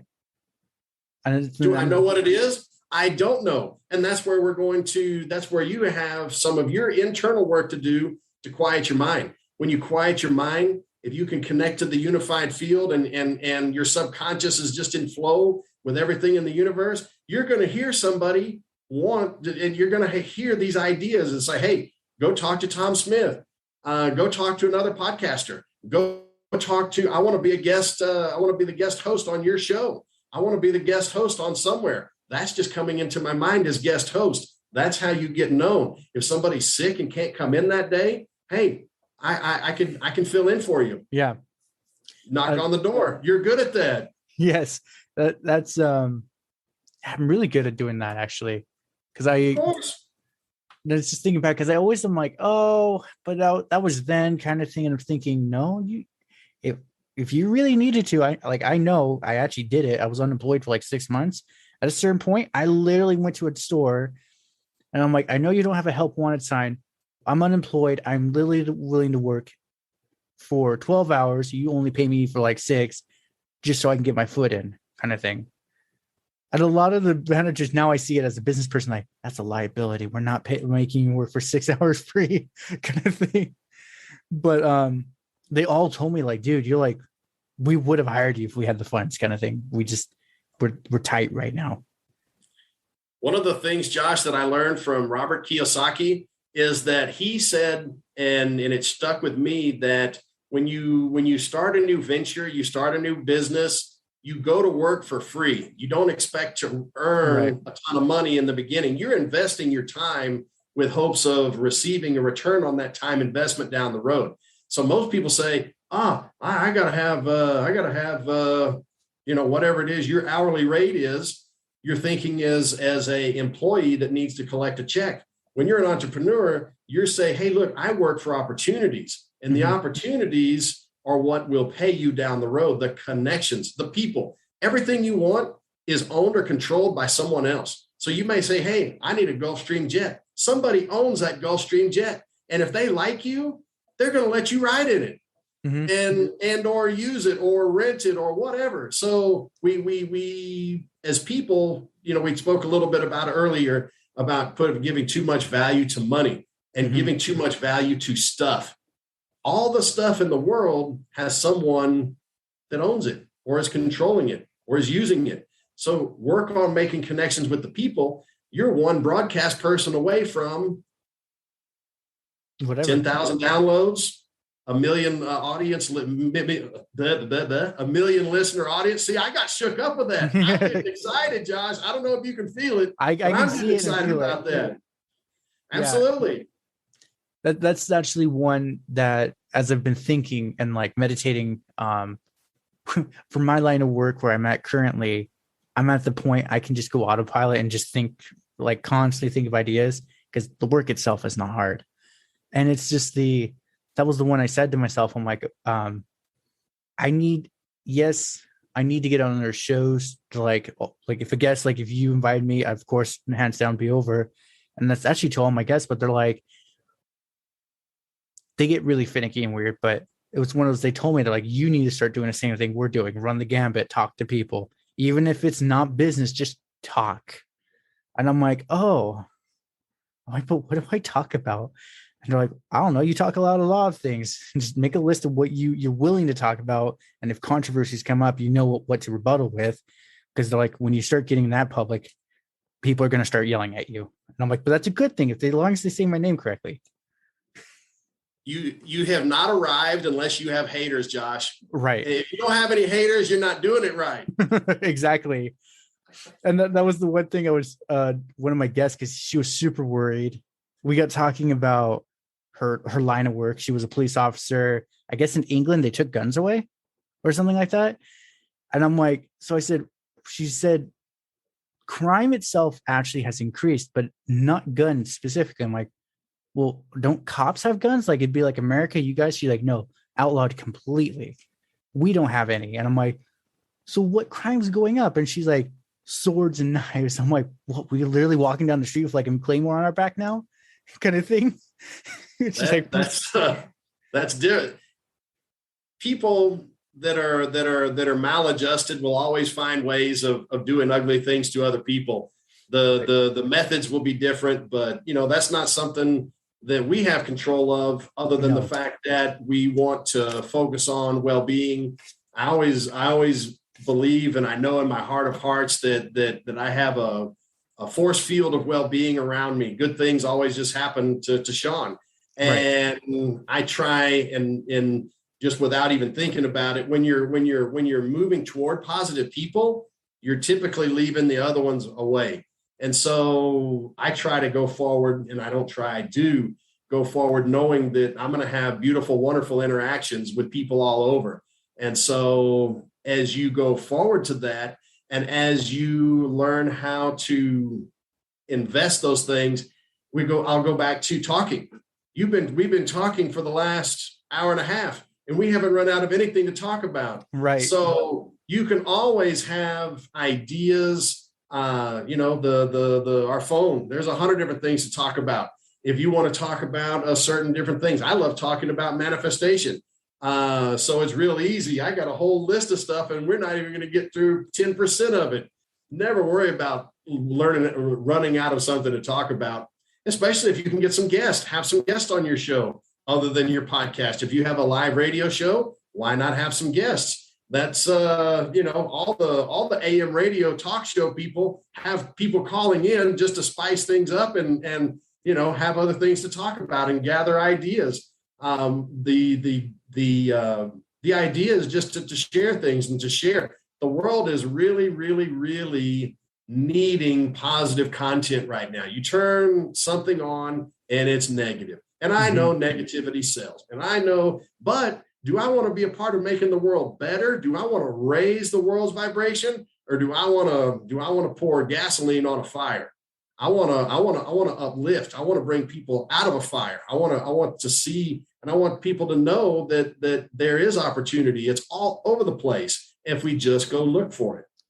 So, what I want to input on the news thing is actually, that was one of the things I was talking with the lady about, because she's like, oh, this is when COVID was still in the heat of everything. It was like back in February of this year. Like, people were super uncertain. And I told her, I'm like, there's something I like you said, I know negativity sells, but it's one of those, it's almost like they're force feeding us their agenda. And obviously they are, because they need to sell ads. But I'm like, it's almost like, how I said it to her, it's like it reminds me of the Soviet Union, where they had all the propaganda and the constant radios. You move anywhere, you still heard the same conversation from the street and in the house, kind of thing. It was one of those, you were constantly being force fed, so you had no choice but to accept it. And I'm like, I feel that's what's going on with COVID right now.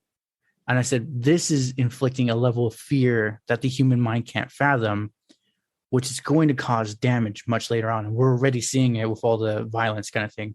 This has been manifesting long before, but it was just one of those, it's exponentially sped it up. And she's like, yeah. And it was just, we got talking about, I told her, I'm like, the eerie part is, and I think the news knows it, but they don't care. Whatever they broadcast, it's a type of manifesting. So it's going to amplify whatever it is. I said, if we want this to go away, it sounds silly. Stop talking about it. That's exactly right, Josh. And as you're describing that, I can really see your unique service proposition to help people be more positive in your message and talk about things that are important to lift. If you watch the news, you made a choice. Mm-hmm. I'll share something. I haven't watched a news broadcast in probably 4 years at all. So right. Yes, they are inflicting. But the fact is, I don't have to watch it. I can unplug it. I don't have to tune in to channel crazy people. I don't have to tune into radio, horrible everything. I can get to choose. And I feel like that's one of the things with technology, and probably something that you have to share and serve with the world, is that people are hungry for better messages. And that's one of the things that Fatima and I and our whole team are focused on at Powerful Creators, is bringing positive message, bringing better mental awareness. Because if you or I or anybody unplugs, wait a minute, the matrix doesn't work anymore. Mm-hmm. If they've unplugged us, if he unplugged his connection, wait a minute, I'm not able to manipulate her. Wait a second, this doesn't work. And if we all unplug, they lose their power. They do. And so here's the problem. It's hard to have something to unplug from and not have something else to plug into. Right. Yeah. That's where I make a proposition with myself every time I'm changing habits. Same applied. That's where I use social media sort of, but not really. Cause I realized, especially during like the March 2020 lockdowns, the only time I watched news, and same for you for years, was the day the market crashed like 10%. I was just like, what the hell is going on kind of thing. So that's the only time I watched it. But even during then, I caught on to the patterns. I'm like, okay, they're intentionally saying certain words to jerk your heart so you listen longer, because you're like, oh, that hurt. I need to know why it hurt. Then it's like, I'm hurt again. I have to watch again. So I turned it off. I was just, the only time I'm like, what the hell is happening kind of thing. You realize that, and one of the biggest challenges is most people don't even realize that they're being used and manipulated with those outlet, the media outlet that is providing all that, is they're looking out for their best interest. They're not looking out for Josh's or Shawn's best interest. No. So you always have to realize what's in it for me. The old WIFM, what's in it for me? Everybody's doing something. What are they doing it for? If you're doing something and you have goodness in your heart and you have the willingness to go and work for helping other people feel better and to do better, even in difficult times.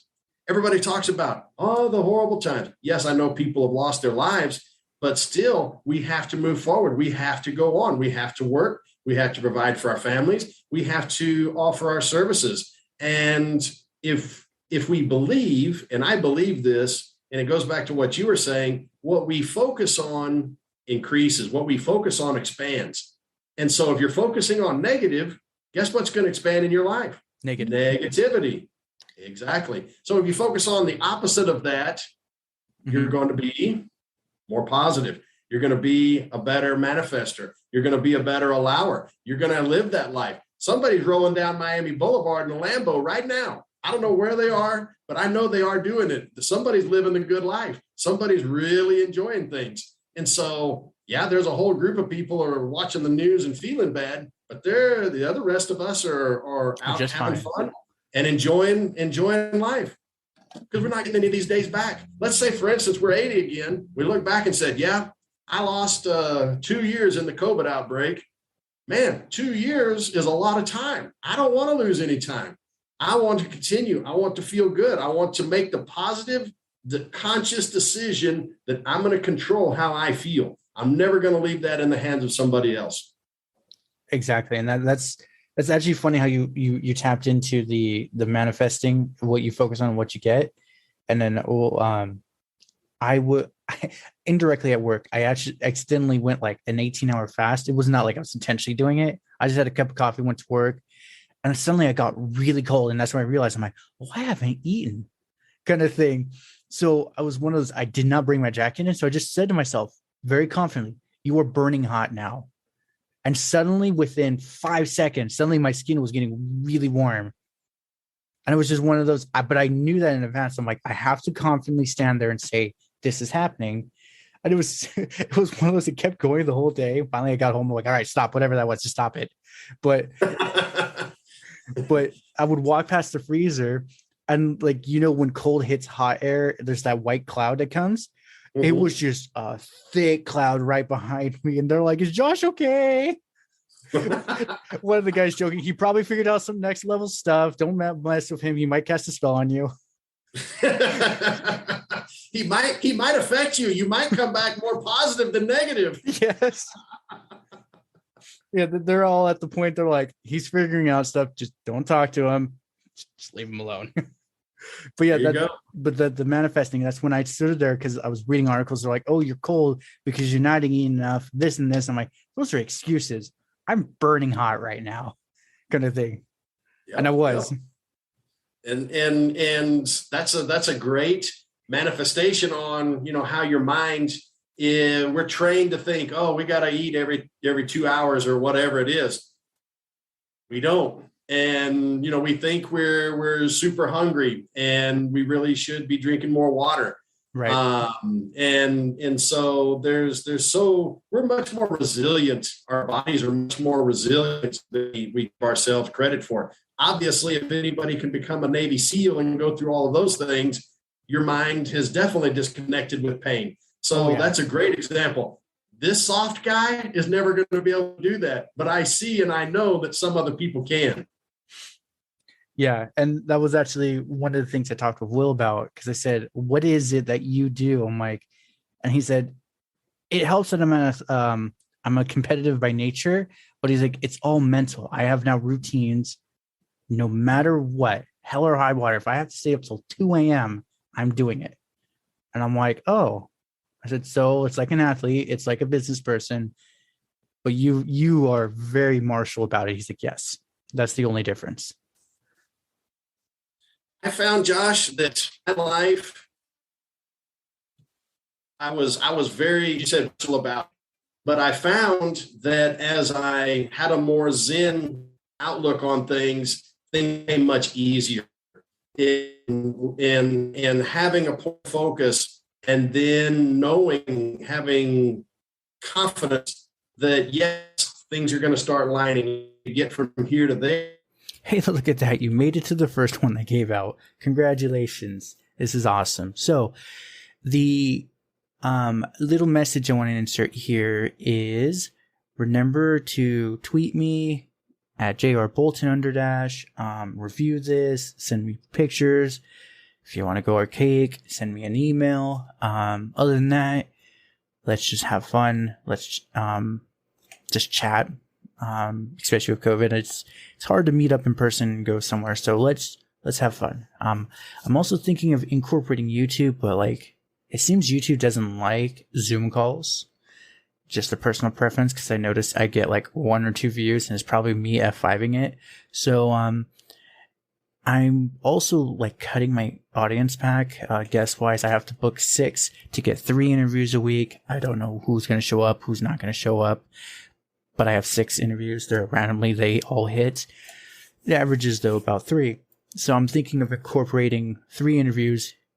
If they all show up, great, we'll get all interviews. If not, I'm thinking of incorporating interacting with you guys, like a Q&A session. You can, I had at one point like a speak pipe. So, all right, looks like it's 30 seconds up. There he is. Josh, was that the universe telling me I'm talking too much? No, I heard you earlier. Your internet was giving out, but it's one of those I didn't say anything. It just went full red line on you. So I'm like, oh no, Shawn, don't go. Sorry about that. Yeah, hope you can splice that back together. Yeah, this has happened before. It's a quick little. I'll cut that together. Okay. um, yeah. So Zen aspect of things. If we know and we've had experience that says yes, you can, thoughts are powerful things. And so as you develop the confidence to know that is you have these ideas are powerful, thoughts are powerful, thoughts are things, ideas are things. And if you have a point of focus, and you notice I haven't used the word goal the whole time, and that's my Zen aspect of things.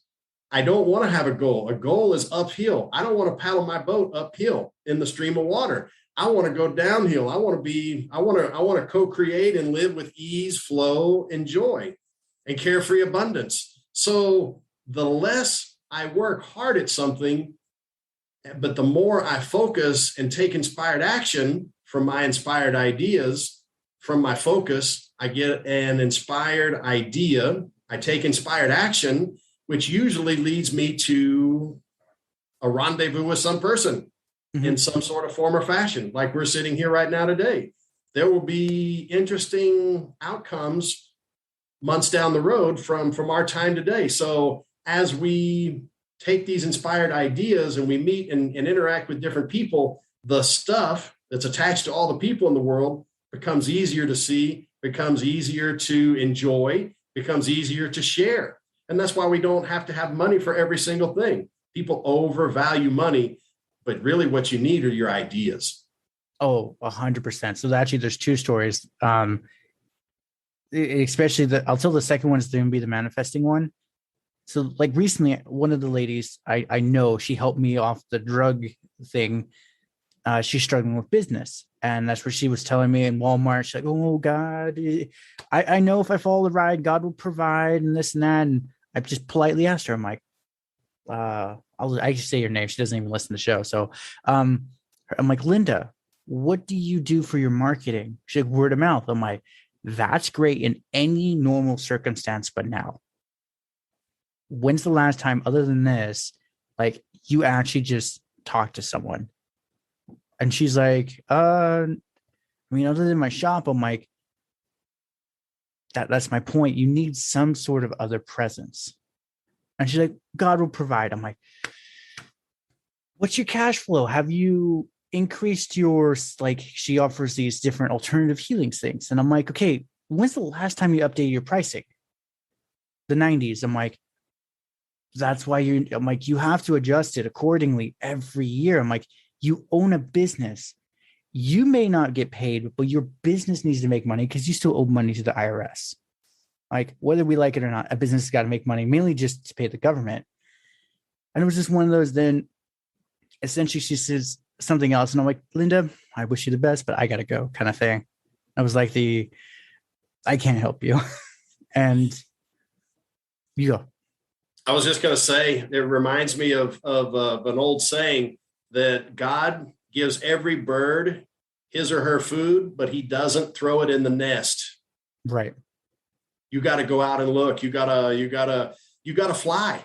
You see the food, or you're the bird. You got to go flying around. The bird, the food doesn't fall into your nest. You got to go fly. You get to see a nice view, and you get to see a nice surroundings and whatnot while you're flying, and that should be part of it. But you got to go look for the food.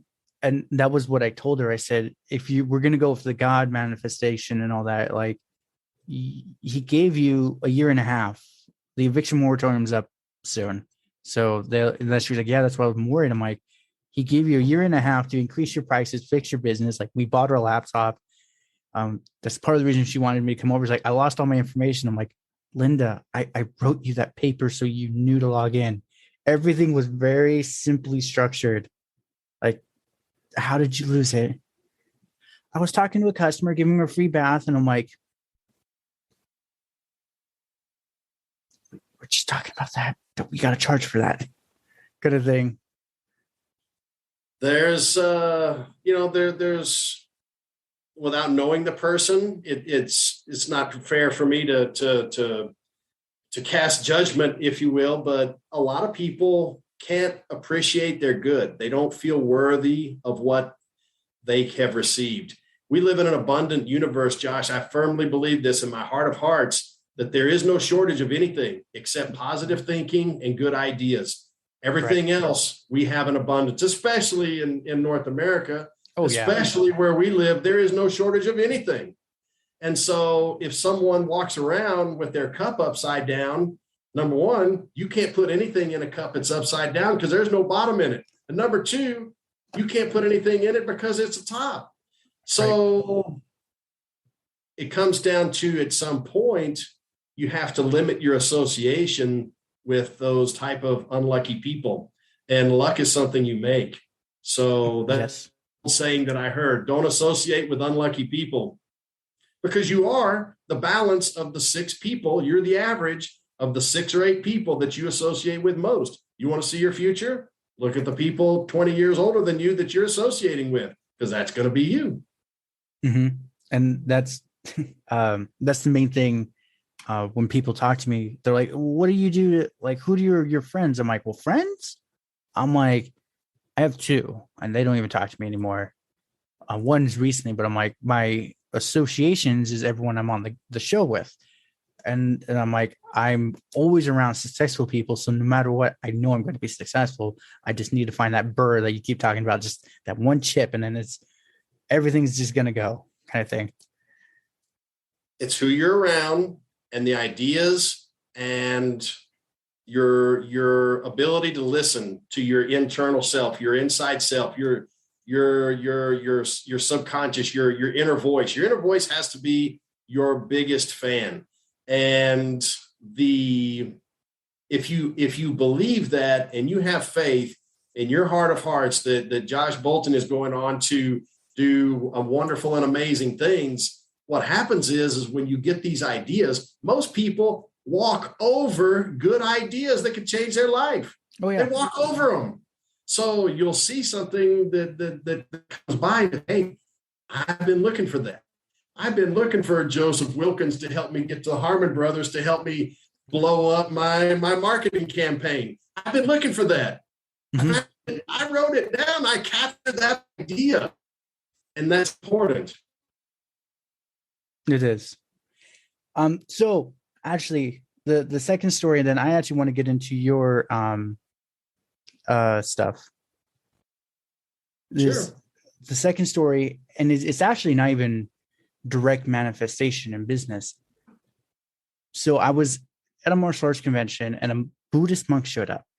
Probably the most, at least he's more familiar with American culture. Essentially, I wasn't supposed to listen in, but I was standing at 6-7 feet away listening to the guy. It was like that I was playing with the kicking the sand. And essentially he said, in Buddhist practices, we don't necessarily Hey, welcome to round 2 of me just rambling and filling time. I'm just kidding. I'm probably going to actually cut this shorter, but now I can finish what I was saying earlier. I have a speak pipe. And if I pay for it, you can send me up to a 5-minute clip. And I'm thinking of incorporating a video call, listening to your thing. Again, don't forget to rate and review. Hit up, Shawn McDonald. I will have his Instagram in the bio. Let the old man see that social media is actually good. I'm just kidding, Shawn. You're not old. You are way much younger than me. And other than that, let's build a community. Let's chat. Let's have fun. And let's go.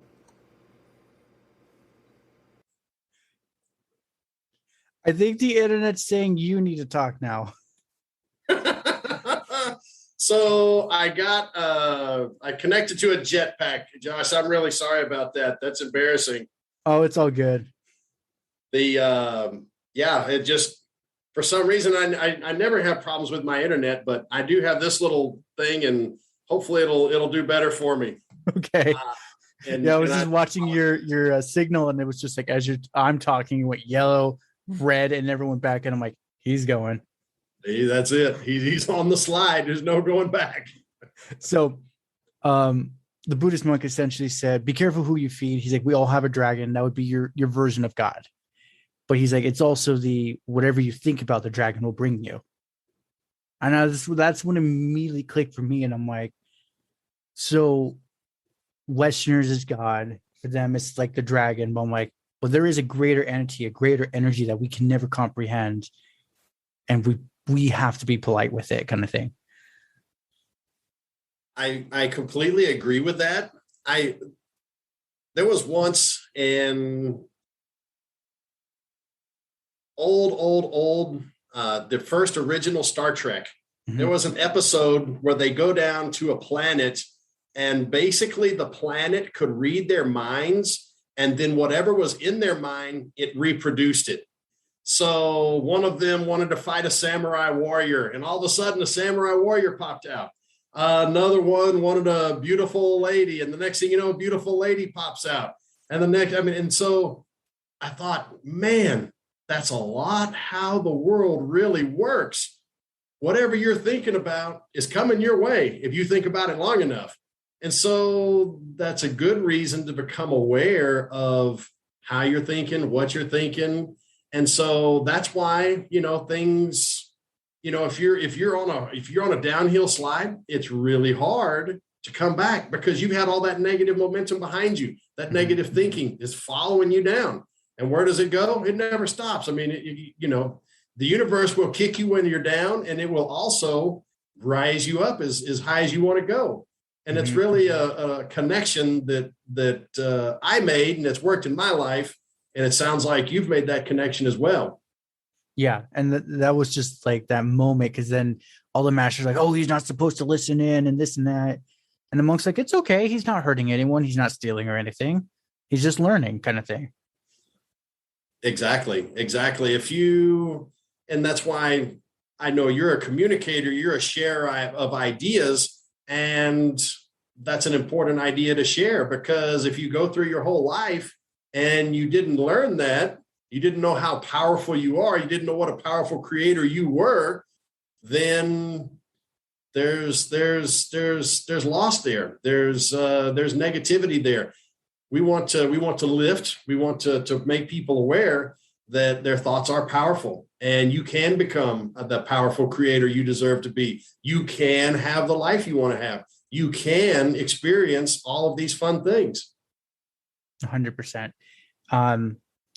And I think I was just slowly nudged through my life because, like, in elementary school, they had this cool guy from Africa, the one that did the clicking dialect talking kind of thing. Right. So he literally did not know a lick of English, did not know any of us. He's like, was pulled from Africa to talk to us kind of thing. So he's jet lagged and all that, and he doesn't even know what jet lag is. And he's teaching us how to say like water. And it was like 48 syllables to pronounce it. And I was just like, okay, at the end of it, we do our thing. We give him whatever, like ceremonial. But he taps the interviewer and points at me and says, bring him here. And it was just one of those. I'm like, okay, kind of thing. I walk up and he does his language, and the translator talks to me and says, he kind of like pauses and talks back to him. They're going back and forth vigorously, and I couldn't understand as a kid. And essentially he says, oh, well, he just wanted me to tell you, be careful what path you pick, because if you pick darkness, there is no going back for you. And I was just, as a kid, I'm like, ooh, Star Wars, yay! And walked away. So how did that, as that was an experience? Obviously, he was a sage, like a shaman, a shaman, and he can see your energy. And so you didn't know at the time, but how do you now invest that knowledge? You know that you're a powerful person. You know you have all these abilities, and so dark is not even anywhere in your life now. But as powerful as you are that way, the other way into light, you're just as powerful. Right. And now with hindsight, looking back, I'm like, that was a big moment, because that's about when I started the meds too. And I was just like, now I'm looking back, I'm like, that was the one thing, even during the drudgery and the sadness and tiredness, I'm like, I always said, I am not going to be dark. I do not want to do that. It's fun to watch the like Vader where he's just overpowered, but I'm like, I do not want to be him though. Because it's like Vader, he's like one of those is like, wow, so cool, but you don't want to be him. Right, right. Yeah, it seems like if you can. I think we all have a superpower of some sort, and part of developing that is our vocation, is how we think and how we communicate, and obviously communication is definitely your superpower. That's what I'm picking up on. That's actually what I've been hearing a lot. They're like, you have a thing and you're going places with it. I'm like, what's the thing? Tell me what this thing is so I can work with it. It's putting it all together. Just as we've been talking, Josh, you've got sales skills, you've got communication skills, you've got all these skills. You just haven't put them all together. As you put them together, what it's going to do, it's like the old Ghostbusters show. Don't cross the beams, don't cross the beams, because it becomes really super powerful if you cross the beams. And so if you put your communication with your sales, with your ability to generate business, you cross those beams, and then then it's going to explode into something really big, really fast. And you're going to be surprised how fast that it grows into something. And you're going to want to have a team of people around you that you can know and trust and will support you. You mentioned earlier, you want to be able to give people guidance. If you've got a whole team around you working on your broadcasts, working on, you're going to sell the ad time in the beginning, but as you grow, you'll hire people to go out and sell ad time. You'll connect with other people. And it may be just as easy as, hey, I'm looking for sponsors. Does anybody want to sponsor me? You got a microphone, you got a show, and you got the ability to ask people, hey, would anybody like to sponsor my show? If you go back and email every single person you've had on your show, I'm accepting sponsors. If you know anyone that would like to sponsor the Josh Bolton show, please keep me in mind. And that's the sales presentation. It's not hard. It's not complicated. It's not and at all. And then you just go on those people and then take your inspired ideas, take inspired action, have your inspired ideas, take inspired action. You'll find people. You need one or two people that will sponsor your show. I don't know if you know what it costs to sponsor what was the guy? I mean, like AM radio, if you're in the top 10, those guys make $10 million a year. So there's no shortage of money out there, and you just need to, as your viewership grows, so will the ability to sell your ad space. 100%. So it looks like the internet is speaking up. Can we go into some of your manifestations, techniques and tricks you wrote down for the show? Sure. We've kind of gone through them, having a more Zen aspect of things. Too much activity can be counterproductive. The most important thing is having a point of focus, taking inspired action, and moving in that direction. If your mission is strong enough, people will gather behind you. So the key is just having the proper mindset. And that mindset is something that you have to keep honed, because there's so many things that want to take that out of alignment with the news and different things like that.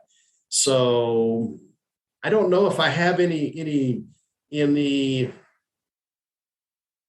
other secrets other than to, if you can build a mastermind alliance with other people in the broadcast business. If someone was going to manifest a successful broadcast show, they would want to be around other successful broadcasters and gather up all of the people that they know and the ideas. People are generally pretty open and sharing. You found that out because you got so many people that are wanting to be on your show. People will help you. If you ask, people will tell you. That's the biggest one I've learned is the hardest part, but it's the easiest results is ask someone. Just ask, like, I'm struggling. Can you help me? There's about only two things that can happen. I mean, we're not going to get to the infinite possibility prospect, but it's either yes, and they just jump right in, or it's like, no, I'm doing this, but hey, let me call this guy. He'll come in, no questions asked, kind of thing. That's right. And if you find one of the three jerks that are running around this planet that give you a hard time for asking, forget about them. Yeah, there's Because just brush them off people, and walk away. That's exactly right. That's exactly right. People want to help you. People want to lift you, especially if you've gone to them and said, hey, I've done this, and this, and I hit a brick wall. People are going to, if someone's in that profession and they know and they're familiar with that, they're going to say, Josh, you should have done Y and Z. You got stuck on X, but you should have done Y and Z. There you go. It's like, oh, well, you're right. The biggest one I tell guests if we get to that topic, it's like, we as humans, I said, technology is great, but we as humans are community creatures, whether we like it or not. Even as introverts, we still need to talk to people, kind of thing. Exactly. And it's one of those with technology. Yes, we're communicating more, but it's not how we were founded. I'm like, how we were founded was a tribe kind of thing. There was the leader that communicated, told everyone, all right, like, I'm just remembering an Aboriginal channel. They're like, all right, tomorrow at high noon, we're going to raid the baboon place. You go here. And and then some of them would chat in their language, like, oh, well, we think it'd be smart if we go this way. The guy's like, yeah, totally do that. And it's just one of those, I told him, this where is this involved in hunting baboons? It sounds terrible, but it's like, where is that involved, kind of thing? You got to go outside of the phone and meet the people. Mm-hmm. And you got a great calling card. You have a show. It's not like, oh, you're just making this up. You can go knock on any person's door and they will likely, give you an opportunity to at least make your presentation, to invite them, your presentation and your invitation. Some will say yes, some will say no. 9 out of 10 deals don't work out. Right. One that does carries the weight and carries you forward way, way, way more than each one of the failures that happened in the meantime. And that's actually a very big, I guess, is that manifestation, because I knew there's two people in particular I really want to interview, but they're very busy entrepreneurs, but they've all told me, like, you call us, give us enough heads up, we will slot whatever you need and come over, kind of thing. And like one of them, he's just very good at recycling. That was huge in the 80s, kind of thing. He made his fortune then. And he still makes money, but it's not as much. And he told me, he's like, my father was so into recycling. He actually was a terrible father raising me, but he made me the entrepreneur I am. Exactly. Like, he never saw the tree fully grow, but he's like, because he instilled such good tactics and knowledge and where to go. He's like, when he died in the 70s, he's like, it's a blessing and a curse, because it's like, oh shit, now I really have to do this. And he's like, that's when I was one of the first to go to Asia to ship them recycling. He's like, it was literally whim. I knew no Chinese. I went to China. He's like, this one businessman who literally was just wanting to get more cans for his product to recycle. And he's like, it just happened. And that's where I sit there. I'm like, no, you were thinking about him the whole time. Like, I'm going to find someone. Now, hopefully they speak English. If not, they understand my weird gestures, kind of thing. Exactly. But let's dissect that story a little bit. Josh so had a mission, had a passion. Mm-hmm. Didn't get overworked about it. Didn't beat his head against the wall with it. Mm-hmm. Had an idea that was inspiring. Then he took inspired action.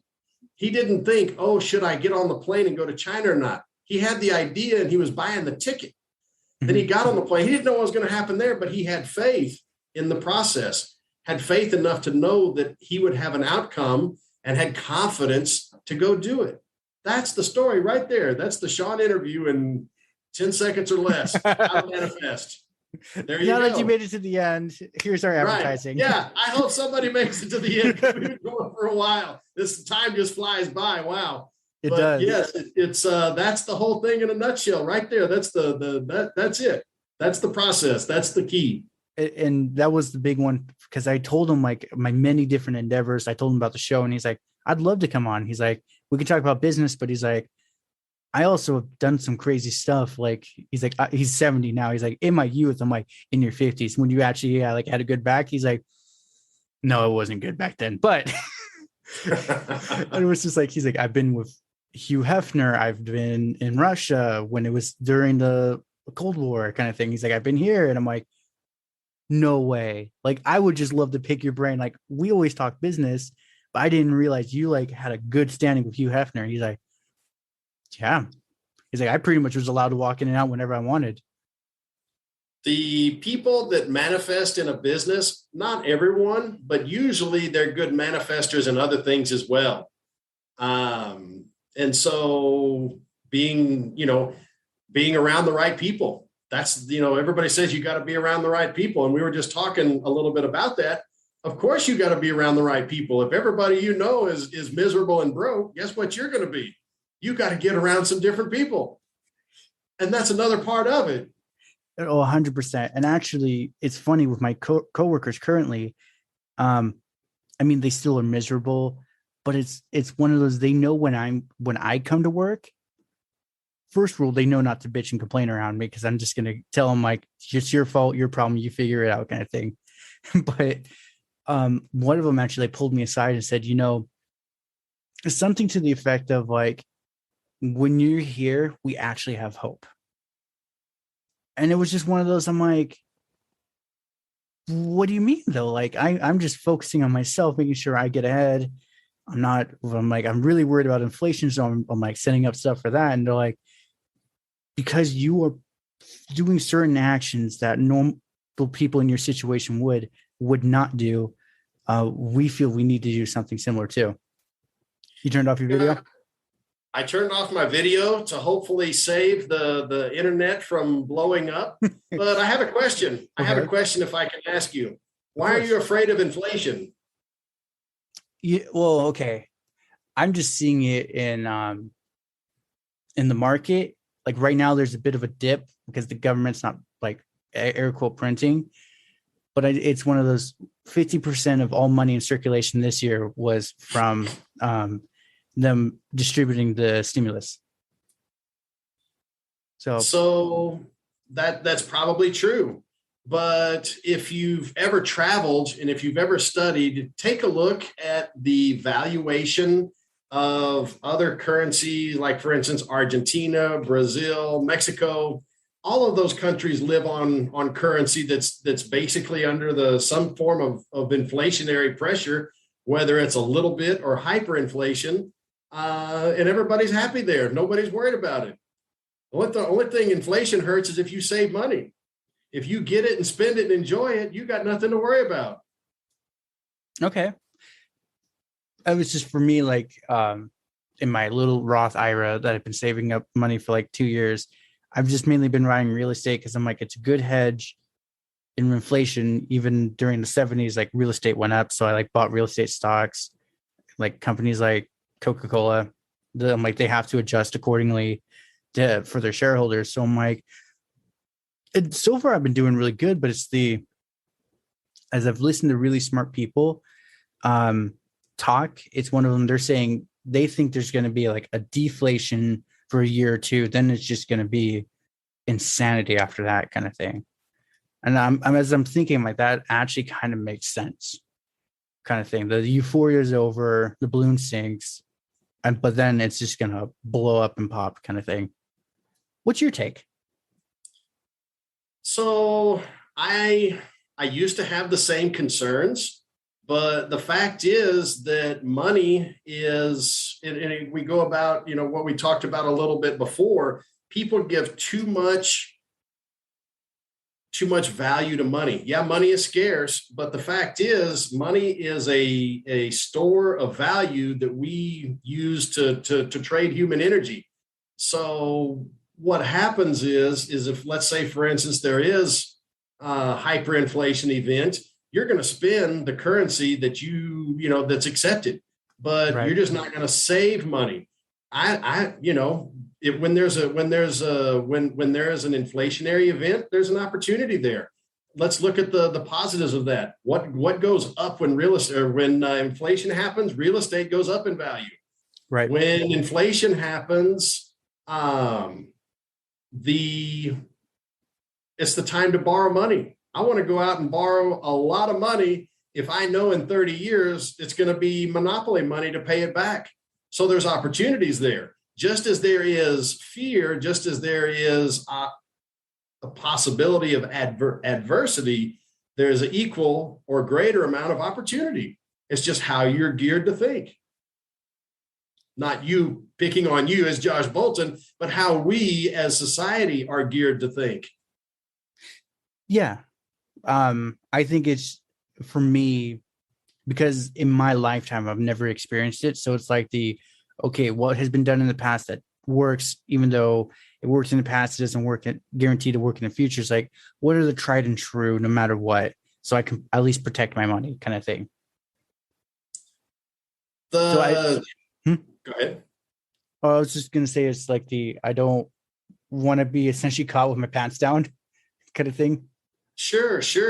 I mean, there's a reason cryptocurrency has taken off in the recent past. Is in the currencies and in the countries that money was devalued.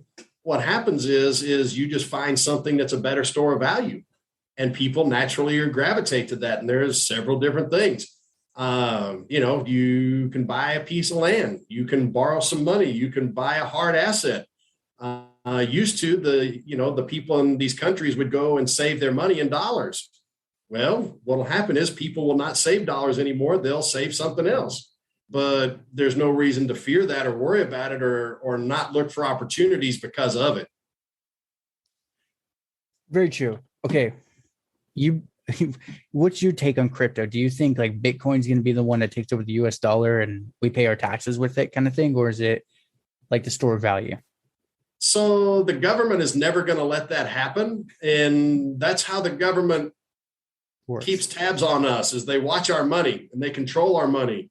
So the government is never going to willingly let that happen in a big way, but that doesn't necessarily mean the seed hasn't been planted for something else to come along. I think that crypto is an asset class. I don't think that it's going to be spent like money. It may be saved as a store of value, but people aren't going to save it. There's tax problems with it. If you take your crypto, and this is not tax advice, by the way, I'm not qualified to give tax advice. Me neither. So educational purposes only from here on. Thank you for that disclaimer. So anyhow, if you save crypto and it goes up in value and you take it down and buy a candy bar with it, you owe money on the gain that you had from the value that cryptocurrency went up. And so if we're in a inflationary period, every day that goes by, that crypto is going to go up. So you're going to trade the fiat currency. You're going to use the fiat currency for your normal everyday business, but you'll, instead of saving $1, you're burying your $100 bill in a coffee can, you'll save something else. And what we save, if and when that happens, I don't know. I'll cross that bridge when I get there. But I do have the confidence and the wherewithal to know that I'll come out on the top of that. Because if it seems like the dollar's fixing to take a big dive, guess what? I'm going to go borrow a bunch of money. Right. And I'm going to win, because I'm a winner when it comes to those kind of things, because I'm a thinker and I'm not fearful of these, oh my gosh, this happens and that happens. That's only a problem if you've saved, $20 million and you've got $20 million cash laying around. You got a problem at that point. But if you borrow $20 million, you're on the opposite side of that problem. And there's always an opposite side of any problem. That's interesting. I've heard the loan analogy, but I didn't realize it was in that sense. So like that would explain then why property went up, because you wanted to borrow like back in the 70s, I guess it was 100,000 was like $1 million now kind of thing. So you'd want to borrow 100,000, buy the house pays you. But in the future, you actually don't owe that much money because the dollar is just completely monopoly money kind of thing. Exactly. It's interesting. I didn't think about it that way. Huh. I've got old mortgages that are, in the next few years will be paid off. and the amount to make those payments are a nice meal out with my family. Really? It's not a big deal. That's cool. So, okay, you're the real estate guy, right? So are you invested in real estate too? Sure, of course. I I'm into actually, and out of. okay. Yeah, I know a few brokers, they don't own anything except the house they're in. And I'm like, you're always selling houses. Why don't you invest kind of thing? That's a great question. That is a really great question. And the fact is that, I mean, I've been investing in real estate for the last 20 years, probably longer. Long before you're So even a real estate person, like the about the selling same part? time, I got into the business in 93 and probably had my dad and I made our first investment probably then or even before that. So in the early 90s, I started both out in both. Oh yeah, And real estate is a go ahead. I would say by now, like a lot of your investments probably have paid you in beyond spades. Well, it comes and goes. Times change. Now's Right. a time to sell. When everybody else is buying, guess what I want to do? So Exactly. When everybody else is fearful of inflation, guess what I want to do? I want to go borrow money. I'm going to do the opposite of what everybody else is doing. And I want to use any situation that comes along to make a benefit for myself and my family and my business partners and my customers for that matter. right. Yeah. Okay. So then yeah, like you said, this is the time to sell, collect your profits for all that, and then just wait until when everyone curses the market, then you're like, I want that house now. That or whatever other opportunity pops along. I try not to micromanage, that part, but have the ability to recognize when an opportunity comes by. I mean, there's cycles in the market, and like right now is just an amazing time to sell, but it's still a good time to buy. If you need a home, interest rates are super low, and you can borrow money for 30 years in a time where inflation is going to fix any sort of mistake that you make short term. It's really hard to goof up in the long run when you buy a piece of property, especially if you got to live somewhere. I mean, even if you break even, you've lived somewhere for however long that was. Yeah, that's very true. Yeah, and especially now with like Airbnb, you can always supplement your income, ebbs and flows, but it's relatively consistent. Like if you bought a three room building, you only need one. Well, that right there could be also two different sources of income right there. Sure. The sky's the limit. The only thing that limits you is your imagination and your ability to take action. Yeah. So then I'm curious for you. I mean, without spilling the beans and giving everything away, what is your method for calculating? Because we were talking about options earlier.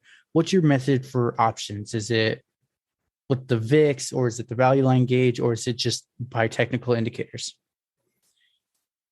So in investing, I learned this from, you're going to want to follow this guy, and he might even be on your podcast, or you could be on his.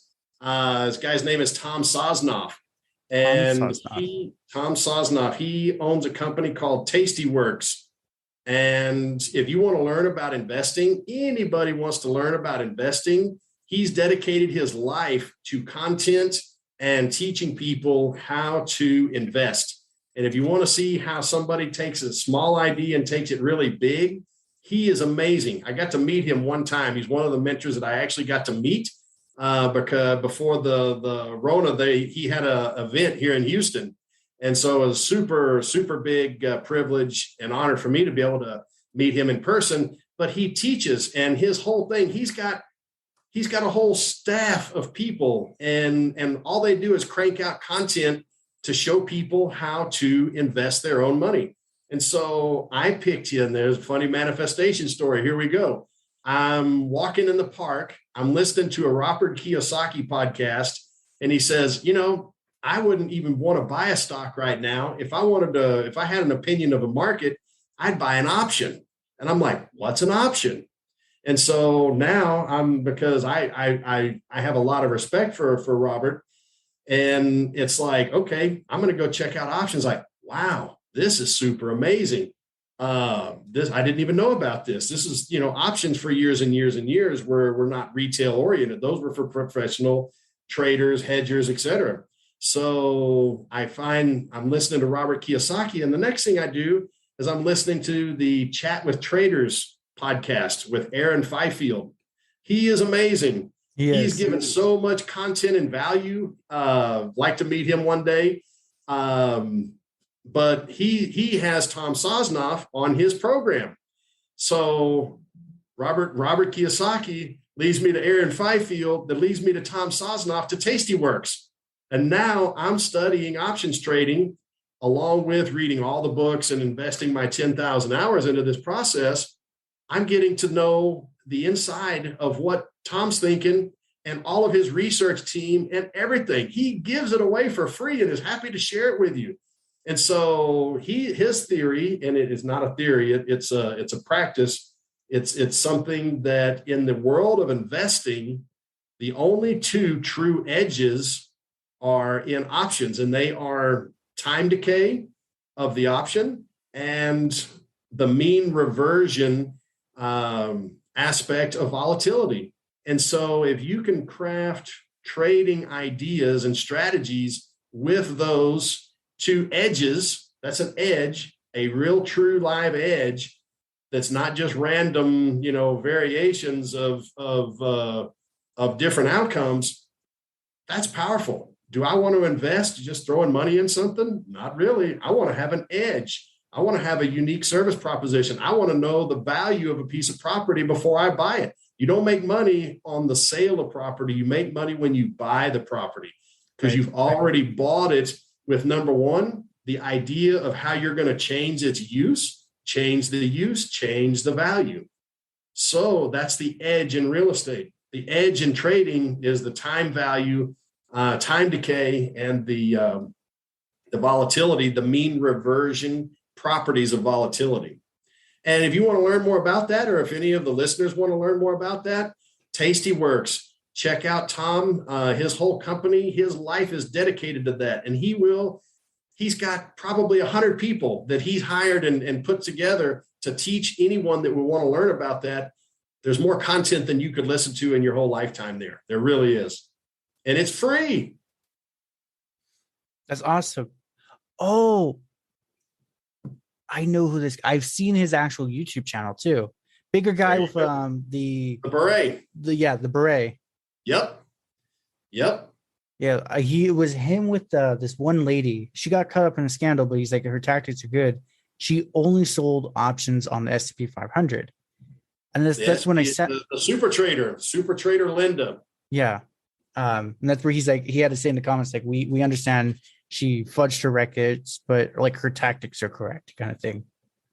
And it was just one of those, I'm like, is it really that easy? Because she's like, I wouldn't go past 42 days. Because one of them was like, would you sell like 2 months out? And she's like, no, the riskiest I'll ever do is 42 days. She's like, I prefer 30 or less.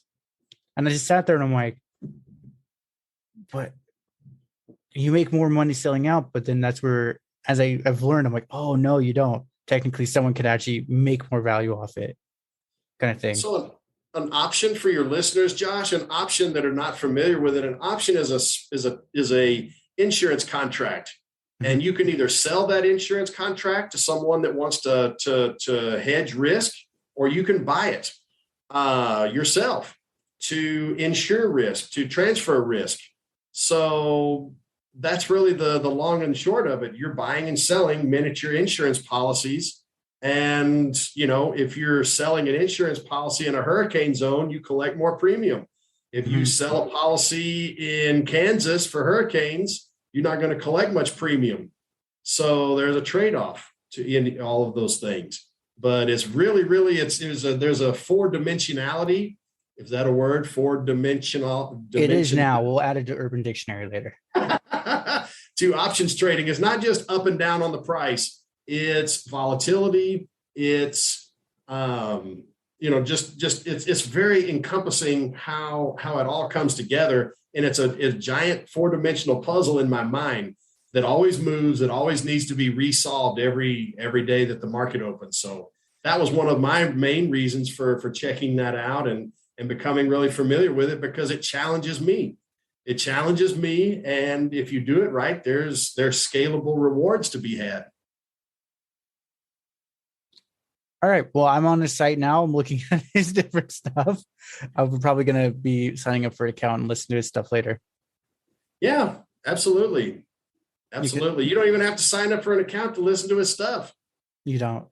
Yeah, but you're going to want to. You're going to want to start implementing those practices. Right. Like I was saying, I paper trade, and I bought a contract on S&P 500 and NASDAQ in the futures market, because that can whipsaw faster and more volatility.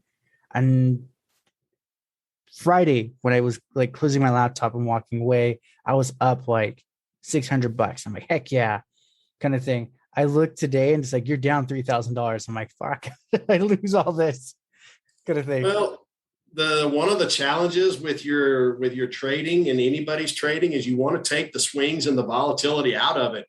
Unless you're just geared toward watching it every second and trading those high leverage products, I don't really want to do that. I want to set up strategies that'll work, work without me having to sit there and manage it. I don't want another job. I want to be able to capture these unique aspects of trading options in a way that I don't have to sit there. I want to be able to be at the beach or, on a walk with my family in the park or something like that and make money with the passing of time. That's really what I want to do and what I set my strategies up to do. And I think for me, I want the exact thing, but I was like, oh, it's either you buy like a year out or you're not doing it correctly. And now that's when I first learned everything, because they're like, if you want to do options, short term you should sell, long term you should buy long calls. And I'm like, okay, so that's where I bought it. And my paper trade count and just been whipsawing left and right. I'm like, this makes no sense. I don't understand Greeks. What's going on here? Well, here's the question then. If you don't understand the Greeks, you shouldn't put real money in it. That'd be like investing in property and not knowing anything about property. So the answer you seek is in that statement that you want to know the Greeks better and how they work and work together with each other before you're putting major money in something. Right. And like this one YouTuber, great guy, like he's the one that like really helped me understand options, but it's to the point where now I'm like asking more technicals, like, how does delta relate to theta kind of thing? I know delta's up, gamma is the pin where it's at, and theta is decay. But I'm like, but how does up and down correlate with the, I'm like, and is there an equation where I can just punch in the numbers and I don't have to do the high level calculation to figure this out kind of thing? There is. All those formulas exist. You can Google that, and there's a Black-Scholes model. There's tons and tons of models that will put all those inputs together and give you output.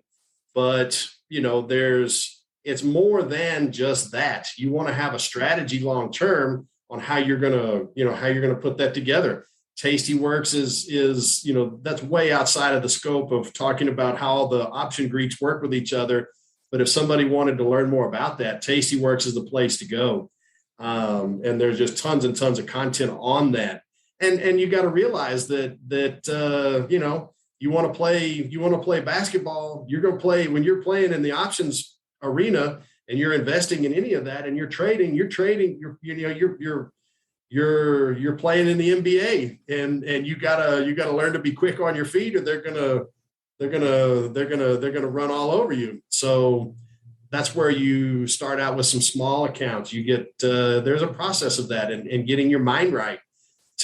At least half of trading is being mentally prepared for it and able to handle all that internally. Oh, Yeah, that's the big one.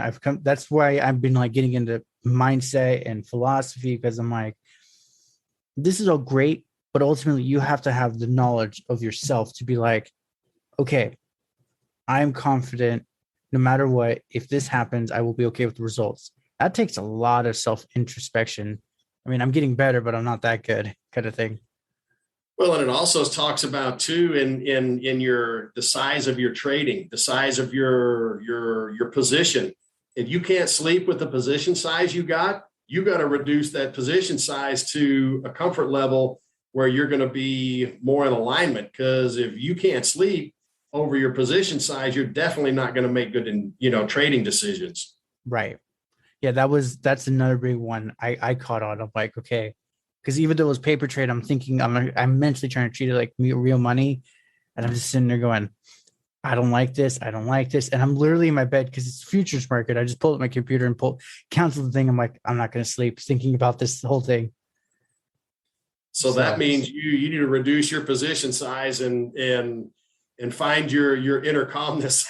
Yes, yeah, it was just the one thing I told myself. It was like, because I work night shift, it was 2 a.m. and I was off, and I was like, I'm sitting there just like shaking my bed. I'm like, why am I shaking? I'm like, oh, it's a position. So I just fired up my computer and pulled it out, because futures run 24/7. Sure. 24/7. Was it 5 or 6 days a week or something like that? So yeah, it closes on Friday and opens back up on Sunday. Yeah, like typically. Sunday. I think Sunday evening though is like you got to be the accredited big guys, because I've tried logging in and won't let me. So check out Tastyworks. They've got all the platforms, all the stuff. They actually do a show on Sunday night called First Call. Talks about the market opening and whatnot. Just tons and tons of educational content there. Okay.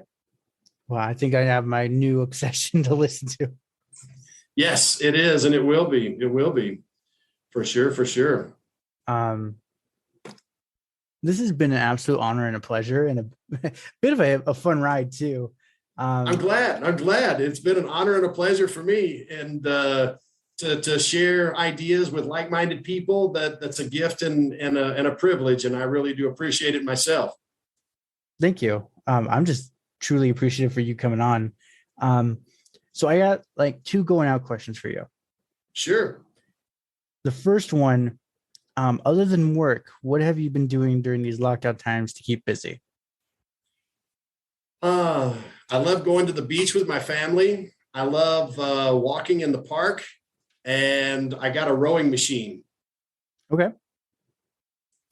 So the beach is easy. It's fun to go. It's outdoors, and walking in the park. That's my healthy habit. I try to walk 3 miles every day, and there's a really nice park close to where I live. So that's kind of like a decompression idea incubator for me. I'll have my earbuds and my phone, and I'll be listening to your podcast while I'm walking around, or something from Robert Kiyosaki, or something that I've gotten inspired idea to listen to. And the rowing machine, always needed to maintain, try to get in a little bit better shape. So I had the idea to get a rowing machine because I like exercising, but as we get older, it becomes a little bit more painful to jump up and down and do all these different things. The rowing machine, for your listeners, Josh, is amazing. Nothing hurts, and it feels great, and it's a great workout, and it's given me a lot of really good results. So that was a long answer to your short question. I love it. And actually, I agree. Like, rowing machines and bicycles are wonderful, low impact, if like pretty much no impact unless you crash for a bike, for pretty much any age. Absolutely. Absolutely. The key is to get out, move around, get some fresh air, and get out of your space. 100%. Be comfortable with being uncomfortable, but don't be dangerous, kind of thing. I just added the last part. It didn't work. Yeah, we don't want to be. I want to keep it. I want to keep it easy, and light. So the second one, it was kind of like this whole session, but for someone aspiring to be like you, a very successful businessman, invested in multiple projects, has a good family life balance, what are some tips, tricks, or advice you'd give them to achieve what you're doing too? So, tips, tricks, or advice to enjoy a high energy lifestyle is don't. I think the first thing that comes to mind is don't overextend yourself. Don't say yes until you've overloaded your mouth or your back with what you can really do. Focus on what you want. Stay away from negativity. The news, there's tons of, we kind of spoke about that a little bit. Focus on what you want. Be light about it. Don't beat yourself up over, little feedback events. I mean, failure events, because they're going to happen. And so fail early, fail small, learn from what you're doing, and take inspired action. Find the place that you can quiet your mind. And it's really, really important. It's so important. We're building a company around that. That number one, you need to quiet your mind to clear out some clutter so the new ideas and positivity can come in. And so that's something that I would say is very important. You're going to have a good answer would be that your life today is the culmination of the thoughts that have been in your head for the last foreseeable past.